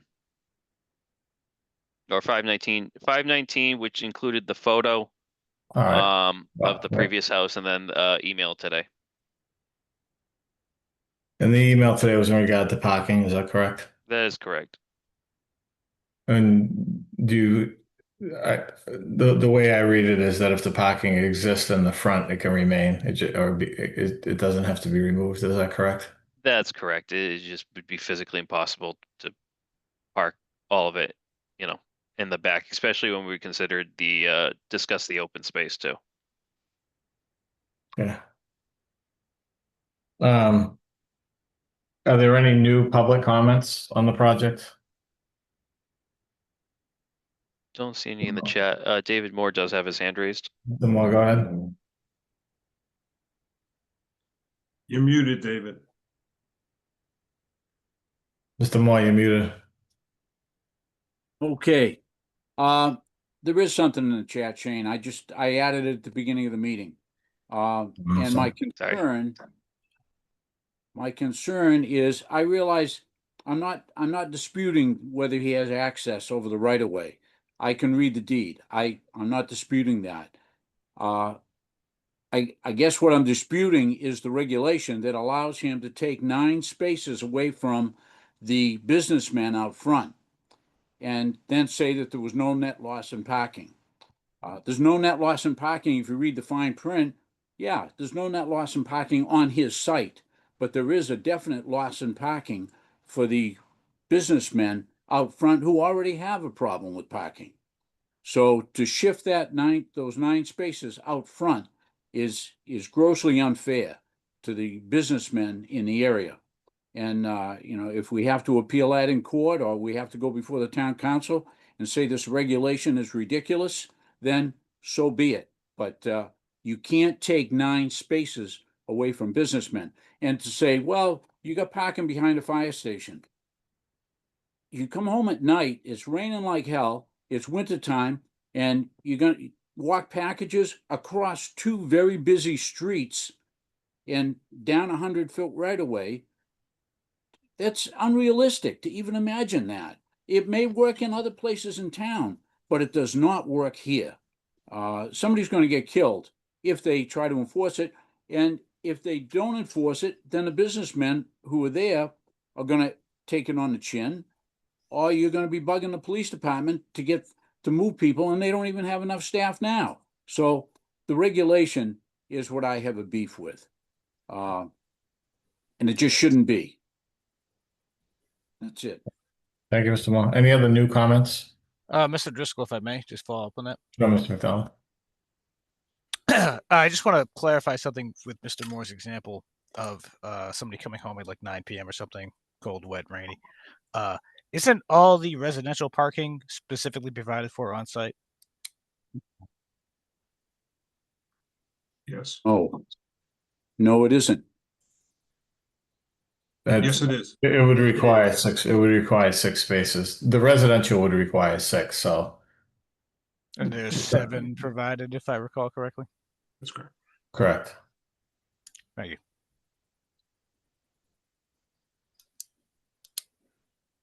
Any other questions? New information? We Mr. have Donna Jewell. Just as a point of clarification, the right of way, I have submitted the book in the page, and I have submitted photos of the proper location so that people could tell that it was to the right of the Tory House. But the issue that I brought up last meeting, and the issue I'm going to bring up again, is that according to Massachusetts law, we do have a right to gate that as long as we provide access through either leaving it unlocked or providing a key or providing a passcode. We can't just unilaterally lock it without providing access. I did not say we're going to do that, but it is an option, and it is one we are definitely considering because of the safety aspect of that. It would slow down traffic, and it would make people more aware of what they were crossing when they crossed our parcel. If the other 2 owners want to gate there right away, that's completely up to them. But there are gated right of ways throughout the Commonwealth. Just take a ride through Brockton, through any city, through Boston, Cambridge. You see gated right of ways throughout. And I just would have appreciated the respect to refer to the correct parcel. The wrong parcel it gets repeatedly referred to. I don't understand, but I just wanted to clarify because Mr. Holmes had made a comment about the fire department and everything else. As long as you provide the access, we're legally allowed to do that. You did. I didn't see that. Did you provide the deed in the book and page to us? That's the correct one. To Mr. O'Brien. Yes, sir, I did. I provided that at the last meeting, the book and the page, and then I sent in a photo showing the house that was on our property to the right of the Torrey House, because I know there was a lot of confusion because our name is on actually 4 different parcels up there. So I wanted to be sure they were looking at the proper one. That is the one that's next to the Masonic right away, and also is adjacent to Bridgewater Trophies right away. But yes, I provide a book and page and a photograph. I don't know what else I can provide you with. Okay. Is there any, Mr. Driscoll, if I may again. Sure, Mr. McDonald. Thank you. Mrs. Jewell, you're aware that they're proposing commercial use on the first part of the first floor of this development? Are you asking me a question? Yes, ma'am. Yes, I am. If you, as a customer, were trying to enter a business and you came upon a gate locked either with a key or keypad, and you didn't have access to either key or combination, would you consider your app's access to that property obstructed? It wouldn't be fully obstructed because there's another right of way to the right of it that would be open. So They're side by side. The 2 right of ways are side by side. So okay, so all right, thank you. So just to clarify that, so you would do some kind of like rectangular fencing covering half the right of way. That's the line of thinking. I mean, let's not It could be an armed gate. It could, a raised arm that goes up and down. It could be a sliding gate. Could be, there are a number of different options. Okay, so if that's the case, then if you were trying to leave a business and such a gate was on the exit point of that business, would you consider your exit obstructed? Not if I could get in and out of it, no. So you'd be okay with having to go into a residence or other business nearby and getting a key or combination to leave the business you were accessing? That's what happens when you go for density. You wouldn't consider that an obstruction? Well, I don't necessarily disagree with you there, but you wouldn't consider that an obstruction? Mr. McDonald, let's keep the questions to the applicant, just so we're not getting all over the place here. Yes, they could drive around the other side. All right, any other questions or new information?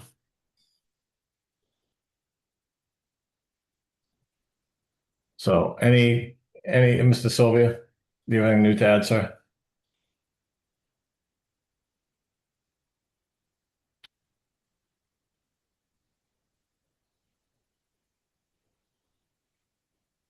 Mr. Sylvia? You're muted, Mr. Sylvia. We just saw a great project on Broad Street with plenty of parking, plenty of frontage for the commercial building, plenty of open space, and no undue burden on the abutters. And what we have here is the exact opposite, with no parking, no frontage, not enough open space, and plenty of undue burden. Thank you. Thank you, Mr. Sylvia. Any other comments? I don't see any hands raised. Can I mention something? Sure, Mr. Holmes. What's that? I said, sure, Mr. Holmes. Thank you. I'll just reiterate what I think I alluded to last meeting. I just want to say that, burden on this property, this is probably the least burden that you could put on this property as a development, in my opinion. The residential side is not a big burden at all. I mean, it's for apartments. So the residential does not have a lot of traffic that's going to go through there, right? As far as the commercial side, and not actually having a bunch of parking for the commercial is also going to make the site a lot safer. There's not going to be a lot of cars going in there throughout in there. So I honestly, the more I think about it, is I don't know if there's another use for this property that's going to be as less amount of a burden on the property as this is proposed, honestly. If we were to just do a giant commercial space here, boy, then that property is going to be very burdened with traffic. I can tell you that. I just want to get that across to everyone so they can understand that this is probably the best proposal you'll have for this property,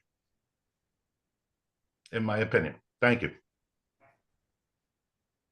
Mr. Silva, are you clapping or are you trying to say something new? I doubt he's clapping.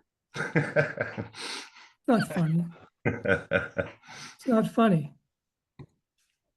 You don't live there. Your business isn't there. All right, Mr. Silva, There do should you be have any- sidewalks. do you have a new comment, sir? Just that there should be, there should be sidewalks. And there will be a lot of traffic right up against our building within inches. Thank you. Thank you, Mr. Thank you, Mr. Silva. Any other comments? All right, so back to the board. I mean, there's three of us that are, that's another thing. So just so you guys know, it's myself, who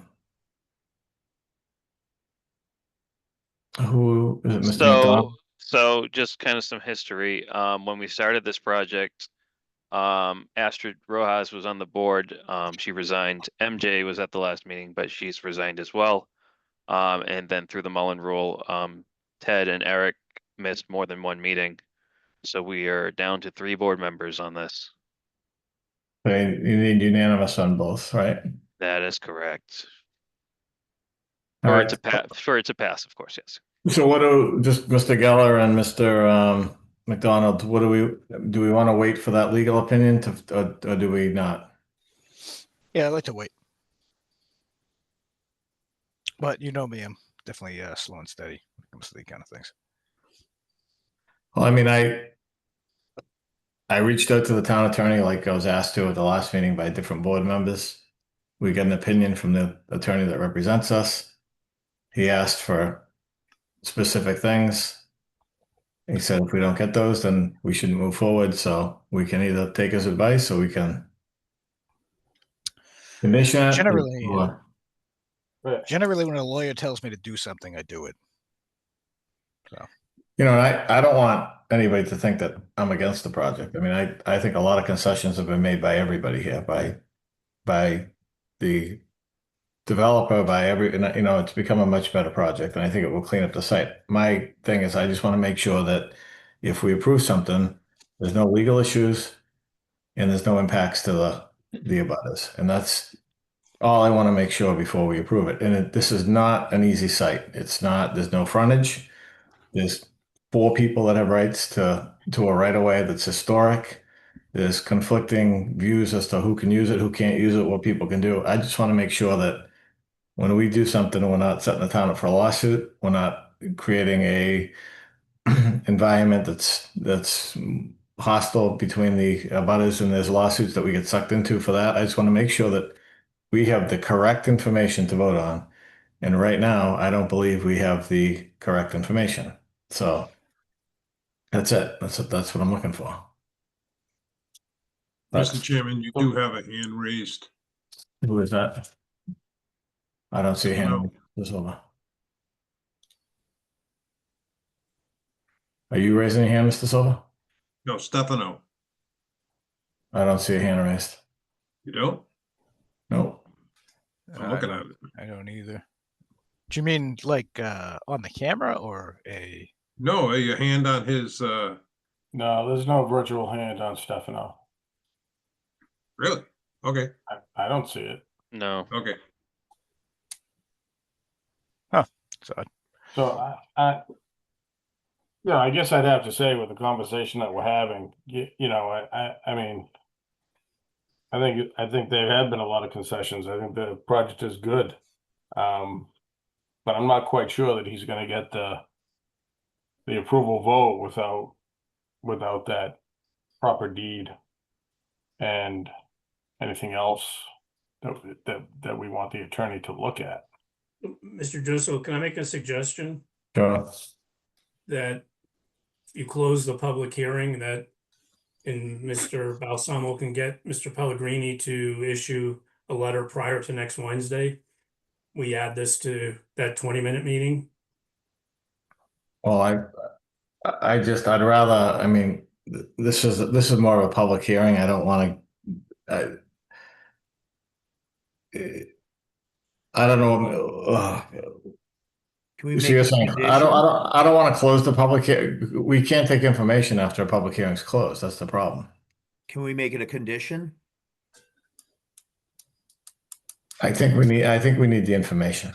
Mr. Driscoll, if I may.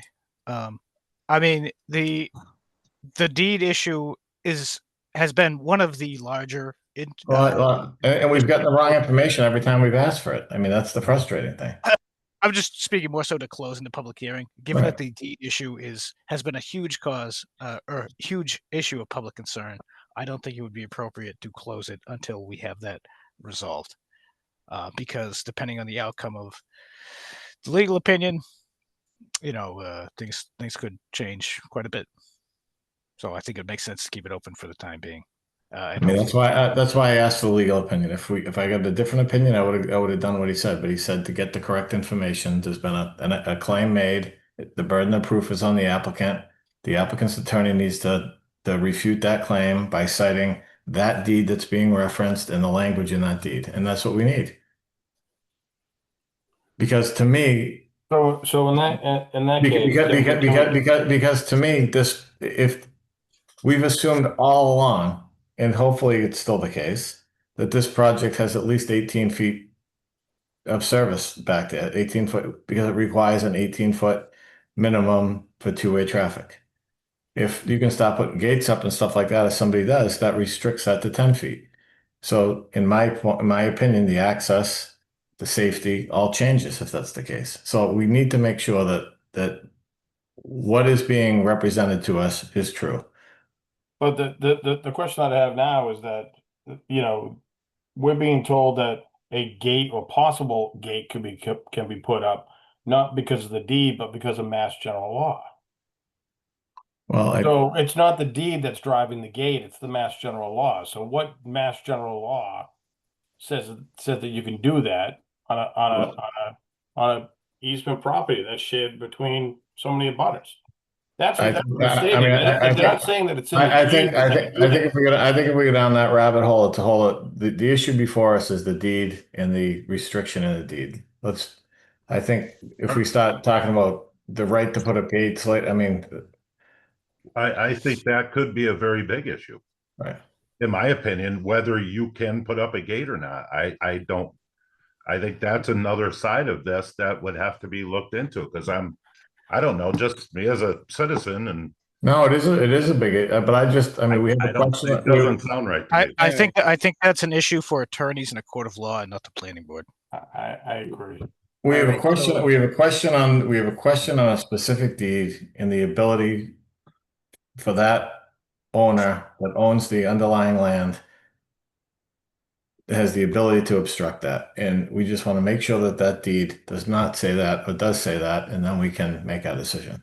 All right, just to confirm, it's for street property 47 to 51. Is that accurate? I don't know, Mr. Balsamo. That's what I'm saying. All I know is we have the wrong one. We just need your attorney. I don't want to play attorney. I don't want to say this is the right one or the wrong one. I want the attorney to say, this is the deed that goes with this parcel, and this is what it says looking back. And this is the deed that goes with this parcel, and this is what it says. And based on my research, none of these three parcels can be blocked. I don't want to read deeds. That's what his letters does say, though. It says he reviewed your deed. Correct. And it can't be blocked. I don't think it says It doesn't matter. I know where we're going, and I just want to get there as fast as possible. I just want to confirm, Shane, do you have the actual deed you want me to research? Is that no. Jim, if you call me in the morning, I'll give you all 4 deeds that apply, and I'll give you the Mass General that says that they cannot put a gate on. All right, and I'll get those over to Pellegrini. All right, just so we're clear. Yep. I would have Mr. Pellegrini research the 3 deeds that make up the right-of-way and to refute the claim of Mrs. Jewell and the other abutters that a gate can be put up, and reference those deeds and reference why she's correct or why she's wrong. I mean, well, hold I apologize, Pat. I feel like that's getting into a private sort of issue that is not our responsibility to solve. I think what we're clear as day is the right of way. Right, that's what I'm saying. But Just the Miss right- Jewel could put up she could, hypothetically speaking, based on some mass general law, a gate could be put up tomorrow, and then there's a legal issue there. I'm just saying it shouldn't be the burden of the proof to be for the planning board to determine other mass general law outside our site plan review ordinance and our rules and regulations to dispute someone's claim. Right, we want him to demonstrate that deed for that right away that is in question does not allow for it to be gated in the deed. Whether laws change later on mass general law, I mean, that's not what we have before us. We have a question about a deed and what a deed says and what can and cannot be done over that right away, and we need that resolved. How about if he reviews the deed in question and refers to it specifically and states that that does not impact my right of way? Because the gate, it cost me a fortune already, but whatever. Is he gonna start researching mass law now? But this is where I'm confused, Mr. Balsamo. I'm not trying to be difficult, but your right of way is made up of those 3 parcels, correct? 2 parcels. 3 parcels. No, 2 10-foot parcels. One is owned by Mr. Sylvia, one is owned by the Jewel family, and one is owned by the Masonic Lodge, correct? Correct. I'm sorry. Sylvia's responsible for maintaining one. I'm responsible for the other. You're right. It is 3 separate. Correct. Well, you're talking about 2 right of ways, but you're talking about 2 right of ways. I'm talking about ownership, right? So the underlying ownership of the land, there's 3 parties. Correct. Their deed should say what was granted out in terms of rights.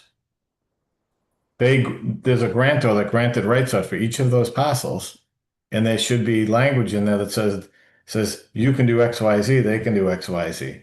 We just want to make sure that this claim that one of these parcels can be gated is not true, and we want the deed referenced specifically, and just confirming that cannot happen. That's all.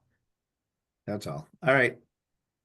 I think that's what our town attorney asked for, and I think that's a very simple thing. And that's why I tried, I know you think we're probably trying to be difficult, but 2 or 3 days after the meeting, I sent an email to the town manager asking if I could have access to the town attorney.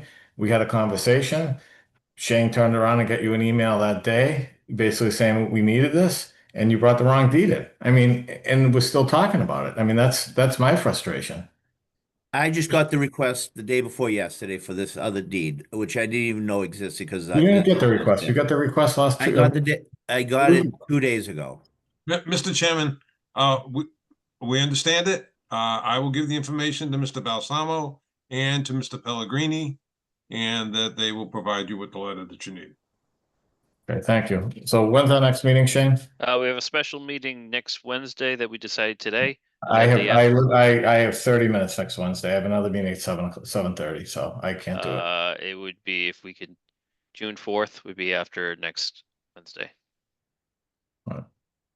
So do we have a motion to continue this to June 4th? So moved. By Mr. McDonald, do we have a second? Second. By Mr. Geller? Any discussion? Sorry, I actually do have Yeah. one thing. And I know it's really late in the process, so forgive me my ignorance because I don't do construction. Mr. Sylvia had raised a concern about like the lack of sidewalks going in and out. How much of a burden would it be for the applicant to put like just some I don't know what you'd call them, like the kind of just like the raised asphalt off to like one side? Would that be like a big burden for the applicant to do? Well, the problem is then that would restrict it to 16 feet. I don't know. That's what I was wondering too. I don't know if that would be allowed under our code. When we require 18 feet and they have 20, so it'd be too tight, I think. I would say probably similar to how people access the site now. You'd probably just people would have to go slowly. Or that's what walk I slowly. figured. Thought I'd examine it as a possibility. That was all for me, Mr. Chair. Okay, great. All right, so we have a motion and a second already. There's only three of us voting, so Mr. McDonald, Yes. Mr. Geller, Yes. and I'm a yes.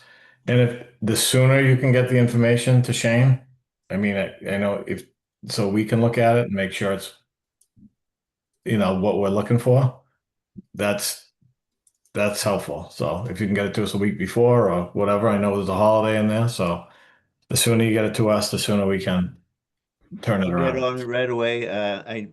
Someone said that Mr. Pellegrini is away. I did not know that, but as soon as I possibly can, I will. Okay, thank you. Thank you. Okay, moving on. We have another public hearing continuation. This is 1010 Elm Street, map 30, lot 20. This is a site plan review 10.6 for the construction of 27,000 square feet of a commercial building with parking and other site improvements. They're requesting a continuance to June 18th. They submitted an email to Mr. O'Brien. Does somebody want to make a motion to continue this to June 16th? No moved. Oh, June 18th, Pat, sorry. June 18th, I'm sorry. No, you were right, I'm wrong, I'm sorry. So moved by Mr. Geller. Do we have a second? Second. By Mr. Praddy? I'll take the roll. Mr. Haley? Yes. Mr. Praddy? Yes. Mr. Geller? Yes. Mr. McDonald? Yes. And I'm a yes. Okay. So moving on, item 5. We have a preliminary plan review. This is Senior Housing Village Development, Pleasant Street Village. This is at Pleasant Streets and May Jim Lane, map 33, lots 73, 112, 113, 115, 116, and 117. This is the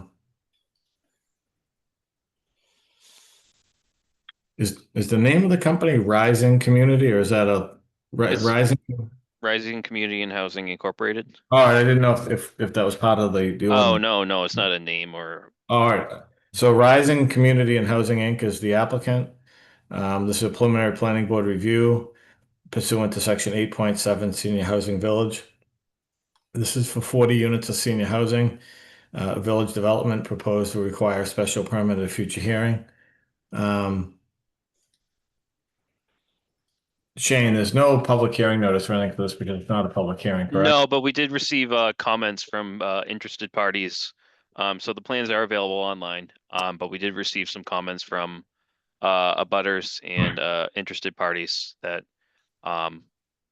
we can include as just in terms of general comments. Then it's part of a record because we're just kind of having a preliminary review, but I did forward it along to the board, and when a special permit does come up, those are things that we should consider as part of our review, and just consider for as part of any deliberation. But we hope that once the butters are noticed, that they come to these public hearings and provide their feedback. Okay, so I mean, this is all new to us as well. So I know this is the first application we have under this new ordinance. So I'm really not sure how the process goes. I know we do require a preliminary hearing. So why don't we turn it over to the applicant? We'll get familiar with the project. We'll probably have to continue this, I would think, Mr. O'Brien, to get other feedback from other departments and things of that nature preliminarily. Yeah, that's what we discussed. I discussed with the applicant's representative as part of this, that coming out of this meeting, that we look to send this plan all around to other departments, get their feedback, and then from there, see how they proceed. No, I know it's a good ordinance that you drafted and everything else. So I'm excited to see a project under it, but I think it's our first one, so we're probably gonna have to listen. Let's start the process tonight and continue it and circle it around to other departments like water and sewer and DPW and stuff like that. So Absolutely, but I'll let the Mr. Silver is the project representative, correct? Or is there somebody else from the project team? Yes, Larry Silva from Silver Engineering. It's up to you, Mr. Silver. Where are you? I'm right here. I haven't left. He's in the Azores. You know what? I was looking below with the Silver Engineering sign. That's Rebecca, actually. That's me. I forget you were in the Azores. Yes, and I'm glad that I caught you guys all fresh. You haven't had anything else to talk about tonight, so I got you nice now. All right, well, I'll try to keep this as quick as possible, but just try to get some feedback from you. Because remember now, this is the first project coming before you for the senior housing village development. It under that bylaw, you know, that's new, it's fresh. No one's ever gone through the little nuances of it. But this project that we're proposing, we believe fits into it the way we've designed it. We thought we'd run it by you before we go the next step of doing the detailed engineering of the site itself. And so the project area is here. You've all seen that little sign on Pleasant Street that says May Jim Lane, which isn't much of anything except the driveway that goes down to a house in the back. And this project, as you can see outlined in green, is over 7 acres, which is the threshold in this zoning district for this type of project. And it includes a number of structures that would be taken down as part of the development. So we'd be removing the ones that you see here. You know, there's 104 Pleasant, 118 Pleasant, and 11 May Jim. And those would all be taken down. And that would become the basis for the project site, along with some vacant land that's to the rear of that. So it's just to get your bearings to one side, you got the backs of houses that are on Crescent Street. You got the ones that are on Carmel Circle on the other side, and you got ones on Fremont Street behind it. It's an all upland area. And as you can see here in this layout, what we're proposing here is to use May Jim, take that away from being a road. It's just a private way anyway. Just make that be a driveway basically that comes around and goes out and exits the Pleasant Street, which is one of the criteria that was identified by the town planner that they were really looking for two entrances to the site. This would all be on one parcel. So if you think about this, this would be done in a condominium kind of format, where the duplexes would have exclusive use areas on this overall site, which would have a master plan, which would have common areas and exclusive use areas. And so what we have is we have duplex units, which there are 20 duplexes. So we're talking about 40 units. And we went through the bylaw to see how that matches the density that the bylaw allows. And we went through the calculation, which then allows for a bonus on top of the taking the area of the site, and you divide it by the 10,000 square foot per unit. And it comes out that we're just a little bit under what the maximum amount that you could put on this property would be. It's, as we show it here, it would meet the criteria for what's required for open space. It would have drainage that would be both in the front along Pleasant Street in a treed area that would basically be landscaped. So you wouldn't be seeing the houses really from that side. And to the rear, near the properties on Fremont Street, there'd also be the larger retention area, infiltration area there that would be basically have an overflow from that one, which is through a drainage easement that is part of the site that goes out towards Fremont Street. So what we'd be proposing is to have that sort of as an emergency kind of connection on the backside for any extremely significant storms beyond which we'd be designing for. It would be a 24-foot roadway that would come around. Each duplex would have a common driveway area, and they would have exclusive use areas around them. Maybe the next sheet would be better to see. Well, first of all, I'll stay here if you want to show that we're talking about having a water line that would loop through the site and go back, connect out to Pleasant Street in two places. We'd have sewer connections that would be coming in off of Pleasant Street as well. And like I say, the drainage, some of the drainage would be going towards the front. The remaining would be going towards that large drainage basin in the back. We'd be collecting and conveying to those areas. There's a large community center, which is part of the bylaw, says you have to have a amenity, which would be a building that, you know, could be used by the community itself. And we're showing one in the back here, would have some outside space in the rear, some parking spaces in front of it, and then most people would walk to it. We have sidewalks shown on the project itself on the inside. Really, the goal here is to provide an alternative residential setting for, because, well, I don't want to call them seniors, because, man, I'm 73, and this is for like over 55. So it's for those folks that want to downsize to a different style of living. And the units themselves, we looked at the criteria for what's required, and it requires, you know, that to be a master bedroom type unit on the first floor, another bedroom on the second level. That would be in each one of these units. But basically, it's as it's described, it's that sort of aging in place that gives you the ability that if maybe you don't need some of these things that you might need later on, so you don't have any obstacles to the things that life throws at you. We try to make it so that it meets everything with tree buffers around the outside of the project, you know, as it's shown. And basically, we believe that we met the requirements of the bylaw itself. And what we're kind of looking for from this board is that kind of concurrence that what you see here is what you intended and what your bylaws allows. And then we're also looking for from the community, in terms of the departments, is sort of a commitment that says, yeah, we see what you want to do. If you go and spend all this money to go purchase the property and actually do the detailed engineering, that we are going to provide you the water and sewer connections that you need to make it work. And then also that you're okay with the overflow connection in the back for the drainage for that. And there would probably be an indirect one in the front on Pleasant Street as well. Just for those, because you're in an urban area.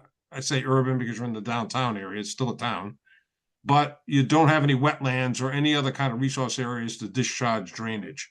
So it all depends on taking care of it yourself. That's kind of the quick overview of it.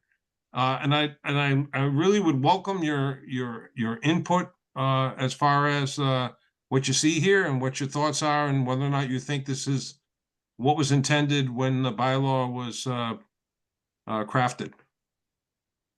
So, Mr. Silva, I imagine all the grounds will be maintained in common, so people aren't cutting half their lawn and all. There'll be a condo association. It's a condo association. There is one sheet. Rebecca, do you have that sheet that shows like the exclusive use areas? So there are exclusive use areas, but within those, so you see how it's divided up exclusive use areas. But that doesn't mean that you are going to be maintaining lawns or anything like that. Would all be part of the whole thing will be maintained. The whole thing will be maintained uniformly, though, right? That's absolutely right. I mean, that looks a lot. And then these are I imagine these are intended to be owner occupied or owner occupied. Okay. And you can see that what we've shown here is the bylaw says that you have to be a minimum of 15 feet setback from the front. And you have to have a minimum of 20 feet between structures. So you can see we're showing here that we meet those kind of requirements. How many units are you taking down front? Those buildings are in pretty rough shape, which I think is good. They're coming down. How many?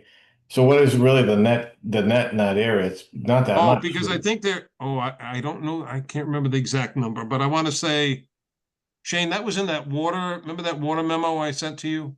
No, that's all right. Yeah, but I think there was at least those two older buildings that are multifamilies and the one out back are coming. Yeah, there was at least 12 units in those other units that in the other buildings. It might be more than that. Good. that were going to be taken out and replaced with this project. I saw did you have a floor plan? I'm curious. Yeah. So that's kind of the typical floor plan. And I do want to point out that, you know, we've shown these sort of uniform, like cookie cutters, but our desire would be is not to have them be that way. You know, that where there is the ability to maybe, you know, somebody has a need or they want a little bump out here or whatever to do it, but we would not violate any of the criteria that's needed or called out for in the bylaw. But for now, we were showing them as being sort of uniform. And you can see what we're talking about is having a you know, one-car garage in each unit, you know, a dining kitchen combined, living room, and then you have the master bedroom on the first floor, and then on the second floor there is another there's another bedroom and bath and a little bit of storage, a little bit of bonus upstairs, a loft bonus room upstairs. So it's kind of nice. Yeah, like nice. Very nice. I think it, you know, it works well. The architect, I think, has done a nice job. You can see what's a kind of typical styling, which I think is consistent with what we'd want to see in the downtown area. I just think it's a nice project. There isn't a lot of quality kind of senior housing, you know, that's been done in the town here in a long time. And I think bringing it downtown, you know, if you put that in conjunction with trying to revive downtown for different kinds of for the restaurants that are here, ones that want to come in and so forth, it might be, you know, the kind of thing that would fit well in the neighborhood. So, All right, so any initial comments from the board? Yeah, I just have. Oh, go ahead, Mr. Peretti. Okay, very quickly. Not being completely up to date on this new bylaw, is the road going to be a public way or will it always remain private? it's always going to be private. It's only going to be a driveway. In fact, we would take the private way designation for May Gym, which was really just a driveway in there. That would just be dissolved to be just part of the driveway coming in. We might have to talk with the neighbor on Pleasant Street just to make sure that that they don't have a problem with the change in that, because where it is a private way, they have certain rights if they wanted to be accessed, but they never did access that side. It was never really intended for that. I don't think that there's a problem with it, but we would have something from Zwicker in order to address that issue. But we would basically dissolve that and then have it just be a driveway, a 24-foot driveway around the site, which would be maintained by the homeowners association. Everything within that green line would be responsibility of the association. Okay. Will they be basements or slab on grade? Well, I think we're talking, I don't want to say that we won't have basements, but right now we're not showing them. One of the next steps would be for us to go out and do test pits on the site. Sure. And some of that might be the result of what we find there. Okay. Okay, because remember now, we got to maintain not handicap, but direct access. Universal These units have to design. be accessible. So that's going to somehow play into whether or not we could have basements or Understood. not in this situation. Absolutely. And roof drains, will they be accommodated in stormwater runoff or not? As part of this, where you have to make this work from a drainage point of view, and we would be considering trying to deal with the roof drains in order to minimize how much has to be handled in the stormwater basins. It would make a lot of sense for us to do that. And would this site constitute a site walk, or is it? Well, this isn't the formal I request understand. and public hearing. This is Okay. just a preliminary in We'll order to address that get some then. feedback. Okay. So there would be when we make the application good. for the special permit. Very good. I think, Mr. Pratty, it was good that we went out to that site last week. I think most of these sites, we should do site walks going forward. Okay. I mean, we're not saying you can't. You could do it if you want now. We haven't got a problem with that. We just, No, but you're right. Let's set it up during the public hearing. yeah, okay. Any other board comments at this point? Yeah, I just got a couple very minor things.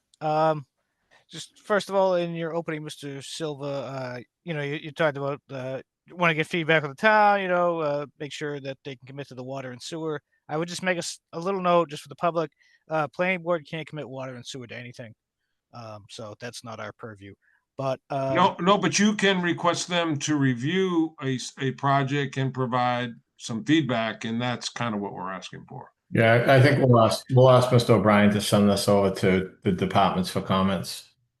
If he may have. I assume that's part of our usual process anyways, I would imagine. Yeah, that'd be through our special permitting process, but just based on the way that we've kind of designed this process is that we can ask for like it's more like a technical review sort of thing. Perfect. Second thing, Mr. O'Brien, do you have any issues with Mr. Silva talked about how these won't all be cookie cutter buildings? I know you drafted this provision. Do you have any issue with that, like special modifications of certain units and that kind of stuff? No, I have no issue with that. Just from a personal standpoint, I hate neighborhoods that all look cookie cutter. Yeah. I would prefer, there are different elements of universal design that could be respected here. I think that especially people wanting to move into these neighborhoods, they don't want to move into, I think the intent too is that a lot of senior housing is designed to be very formulaic, whether it be through our ordinance to all look very similar, and people have to, provide their own, improvements through whether it be their yards or, design to their own property once they purchase it. But I think the incorporation of different types of design, obviously it's not going to be like you're going to have houses with flat roofs and all that, and it's all going to be built to a specification that the applicant's really good designing. But I think having different features and different designs in these properties, I think would definitely create a more diverse neighborhood than you would get for something that all looks the same. Oh yeah. Excellent. I agree with that 100%. The community center, can you describe what you envision that to be? Just like a general idea of what that might Well, entail. it's we're kind of at the stage where we're not sure what it needs to be. Okay, your bylaw says that you need to provide something. I mean, I look at this as being it's a place to be able to gather. It's a place that that you have opportunities to be more of a community. And it's I suppose that's in the name, isn't it? What's that? I suppose that's in the name, isn't it? Yeah, I mean, but that's really what you want it to be, is that you don't want it to be that you don't have that location where you can do things together. You can do things, you have one unit wants to have a small party, a baby shower for something, and they use use that for that purpose. I mean, I think of a whole bunch of things. I can see them playing bocce in the back or something. I mean, whatever it is they want it to be. I think the homeowners association will probably tailor what they want it to be.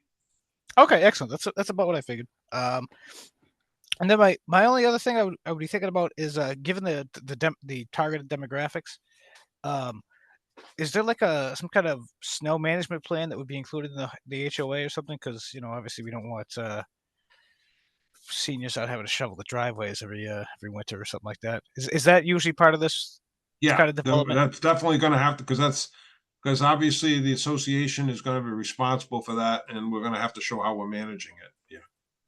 So there'd be like some kind of part of our formal submittal. We will show how snow is being managed. Yeah, and that probably be like some kind of plow company that you have on contract or something like that. Yeah. Okay, perfect. Thank you very much. That was it for me. Looks great. I think it's a good project. Would these be considered like premium housing, or what is this? Well, I can get you a good deal on it, Ted. I'm only kidding. Yeah, I've got 2 more years. I don't know. I mean, when you say premium housing, I think what you see there is it's going to be more kind of upscale, but I think it's going to be mid-range. I think the market's going to determine that a little bit. You know what I'm saying? But I don't think that you're going to attract people to sell their house and to move here unless you're giving something that is something they really would like to do. So Great. I think that's what we're looking to try to target. That's what I'm going after. Yeah, good.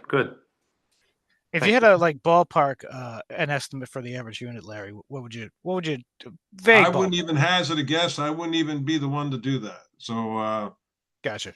I would not be the one to be able to do that. Well, You build them, someone else sells them. You know, I was glad when Shane did this, present this ordinance to us, because I think this is exactly the type of housing we need for seniors. My mother-in-law moved down here from Maine 4 or 5 years ago, and it ended up in Lakeville and over by the LeBaron Hills. I don't know if you did some of that over there, Larry, but No, I think Outback did a lot of that for Mohammed. I think Mohammed did it, and she's in what they call the cottages, and it's 38 units, very much like this, and it's beautiful. They do a great job. yeah. There was nothing like this in town to keep people like her or other people in town. So Yeah, that's exactly what I envisioned when we went through Shane's ordinance. and I think that's good to hear. That's good to hear. And I think this also cleans up some units that may not be as desirable as these. You know what I mean? It definitely upgrades the housing on that site, from what's currently there.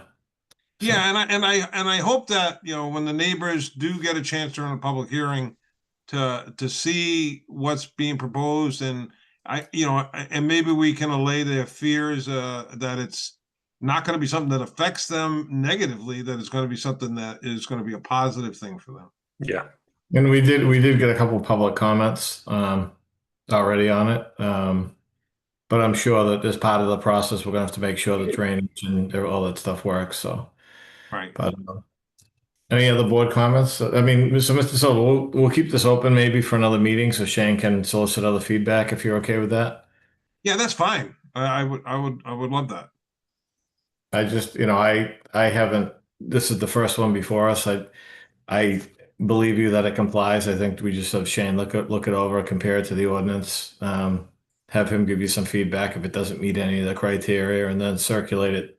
I mean, I think one of the big things you need to address is commitments on water and sewer tie-ins.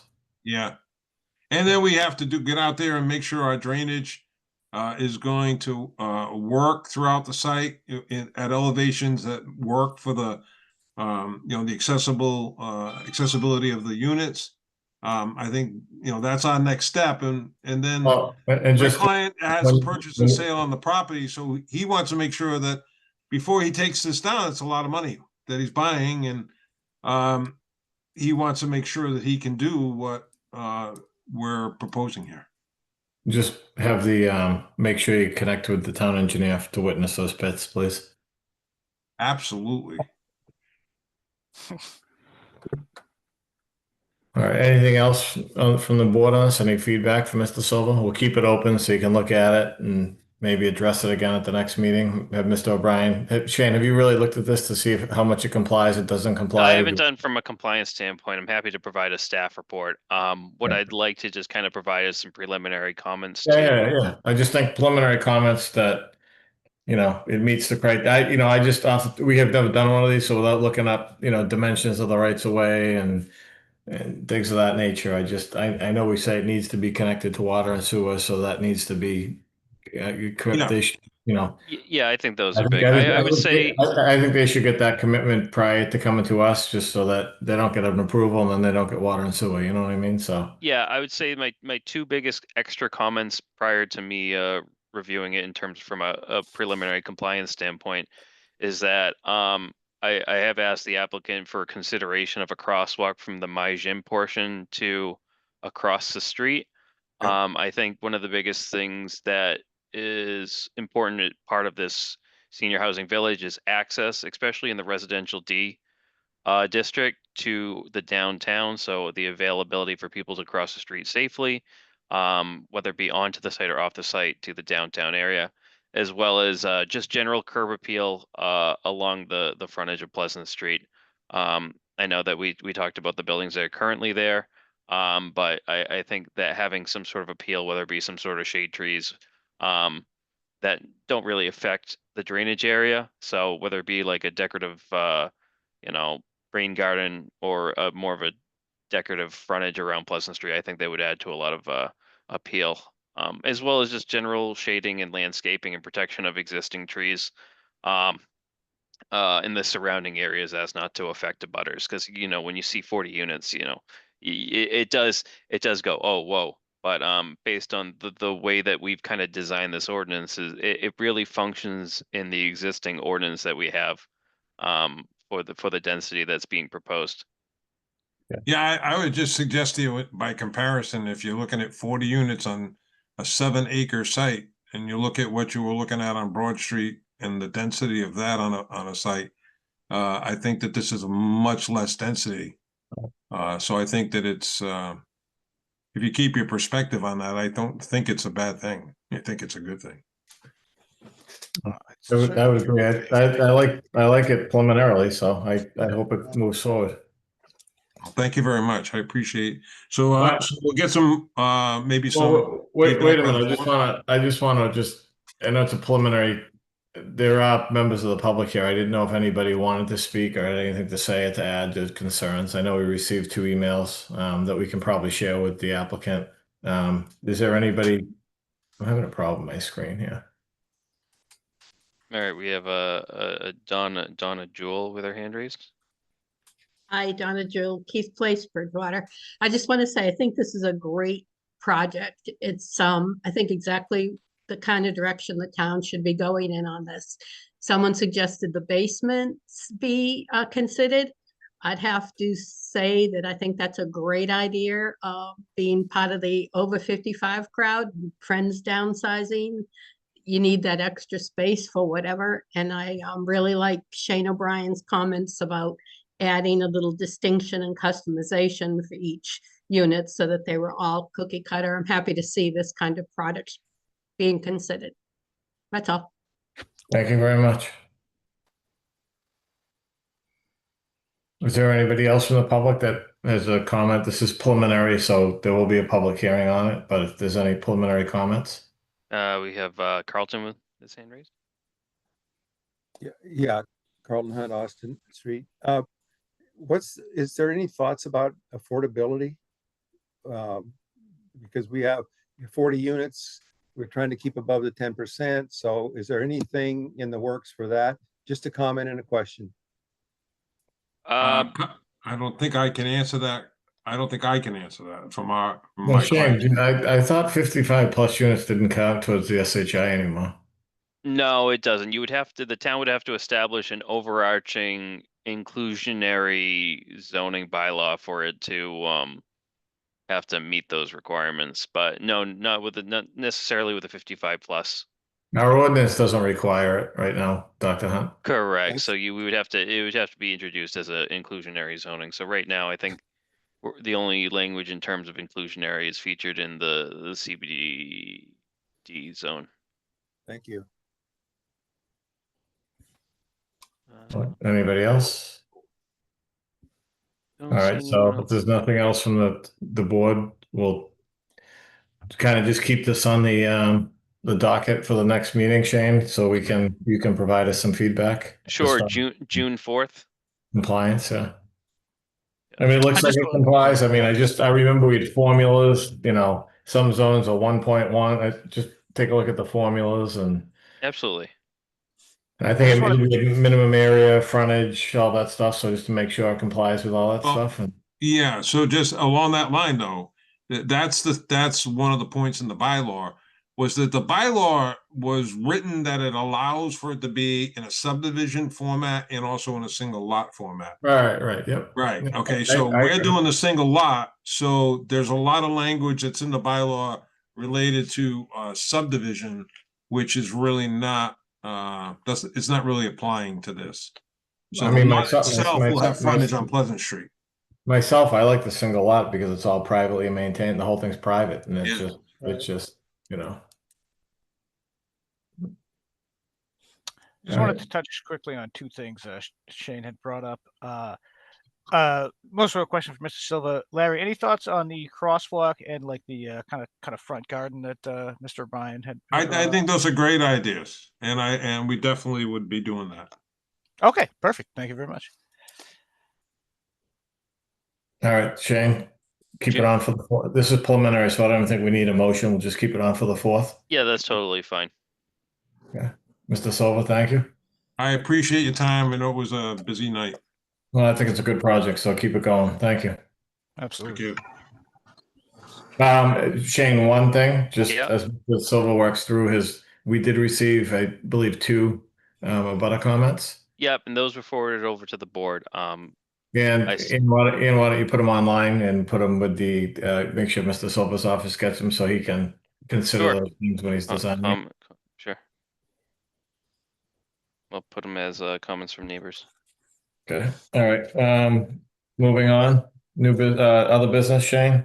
I didn't look at any minutes. I think we just got them today, right? I didn't send any minutes today. I'm behind on minutes, but I'll have February 5th and 19th available for the June 4th meeting. All right, and then just before the June 4th meeting, to remind everybody, we're gonna meet hopefully for 30 minutes or so on next week. 28th, yeah. So we'll have a special meeting. I'll get, now that we've. And I wrote down a bunch of stuff. I kind of created bullet points already.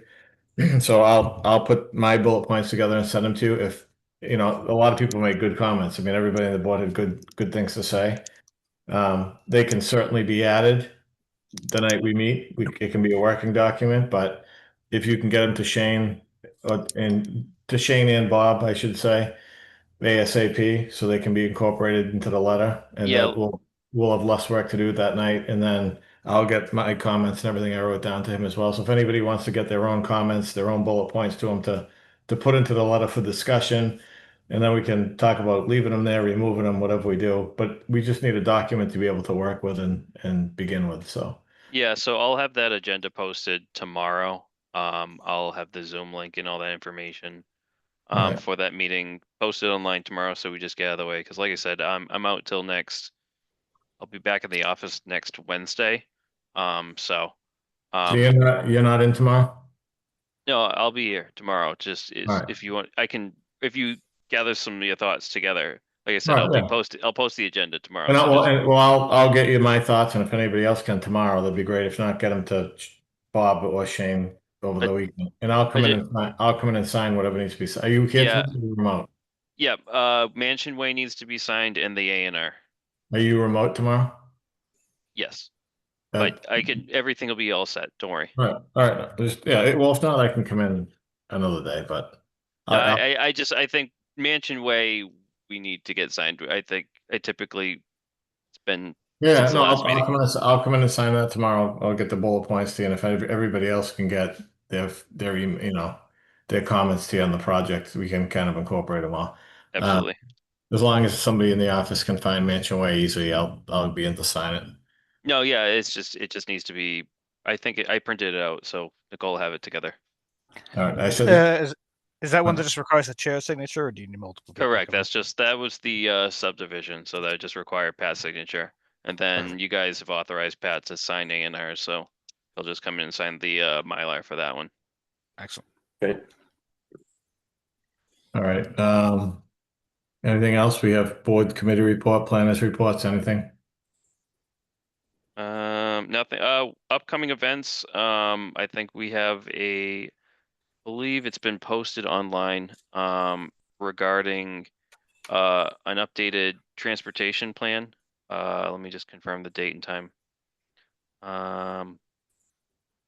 So the Bridgewater Bringing the Vision to a Central Square Community Reveal event is going to be, I believe it is June 11. June 11th. So Wednesday, June 11th, and at the Cedar Street Community Center from 4:30 to 6:30. You know, feel free to join. It's not on a planning board day, so we just ask that people let us know about account through Eventbrite. But yeah, please join us as we progress through Central Square stuff. So Shane, on June 4th, do we just have the stuff we continue to, do you anticipate anything new? I don't anticipate anything from a public hearing standpoint. I would head to post something in the Enterprise for the 21st and the 28th. So one person indicated they might have an A&R before us, but I would say that for June 4th, we would pretty much just have 43R as we've had since November, and Pleasant Street Village. Okay, well, good. And then next Wednesday we'll just, all right. So I'm sorry we added another meeting, but this is our first review meeting for the CBD, and maybe once we have like a form review letter in place, we can. yeah, and I think just the amount of material too.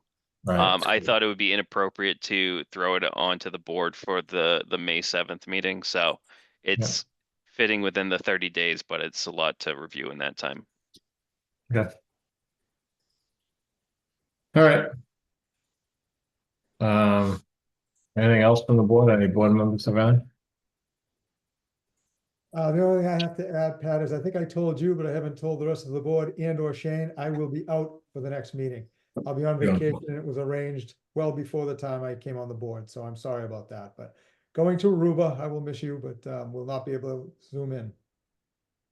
Yeah, and that's fine. We'll miss you obviously, but as long as we have we definitely need Steve and Michael here on the 4th. Because that's, so if for some reason that changes, let us know, because that's when we need 3 people for that 43R. I don't know. I think the Divvy or the Tamarind definitely have Wi-Fi. I will disable it. All right. Good call. Yeah, that's no problem at all. And actually, that brings up a good point. The 4th is going to be a Zoom call as well. That is correct. Okay.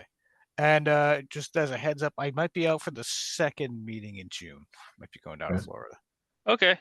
All right. So thank you for the heads up. Just, you know, and the earlier you can tell me you can't attend, the better I can move things around and let applicants be aware. So I'll have that noted. Thank you guys. Well, because June 18th is the 10/10 that we did the site walk on. So. Yep. All right, dude. I said 9:30, right? You did. Yeah. All right. Do we have a motion to adjourn? Motion. Second. By Mr. Pratty, by Mr. Haley. I'll take the roll. Mr. McDonald? Yes. Mr. Geller? Yes. Mr. Pratty? Aye. Mr. Haley? Aye. And I'm a yes. Good night, everyone. Night. Take care, everyone. Thanks, fellas. Have a good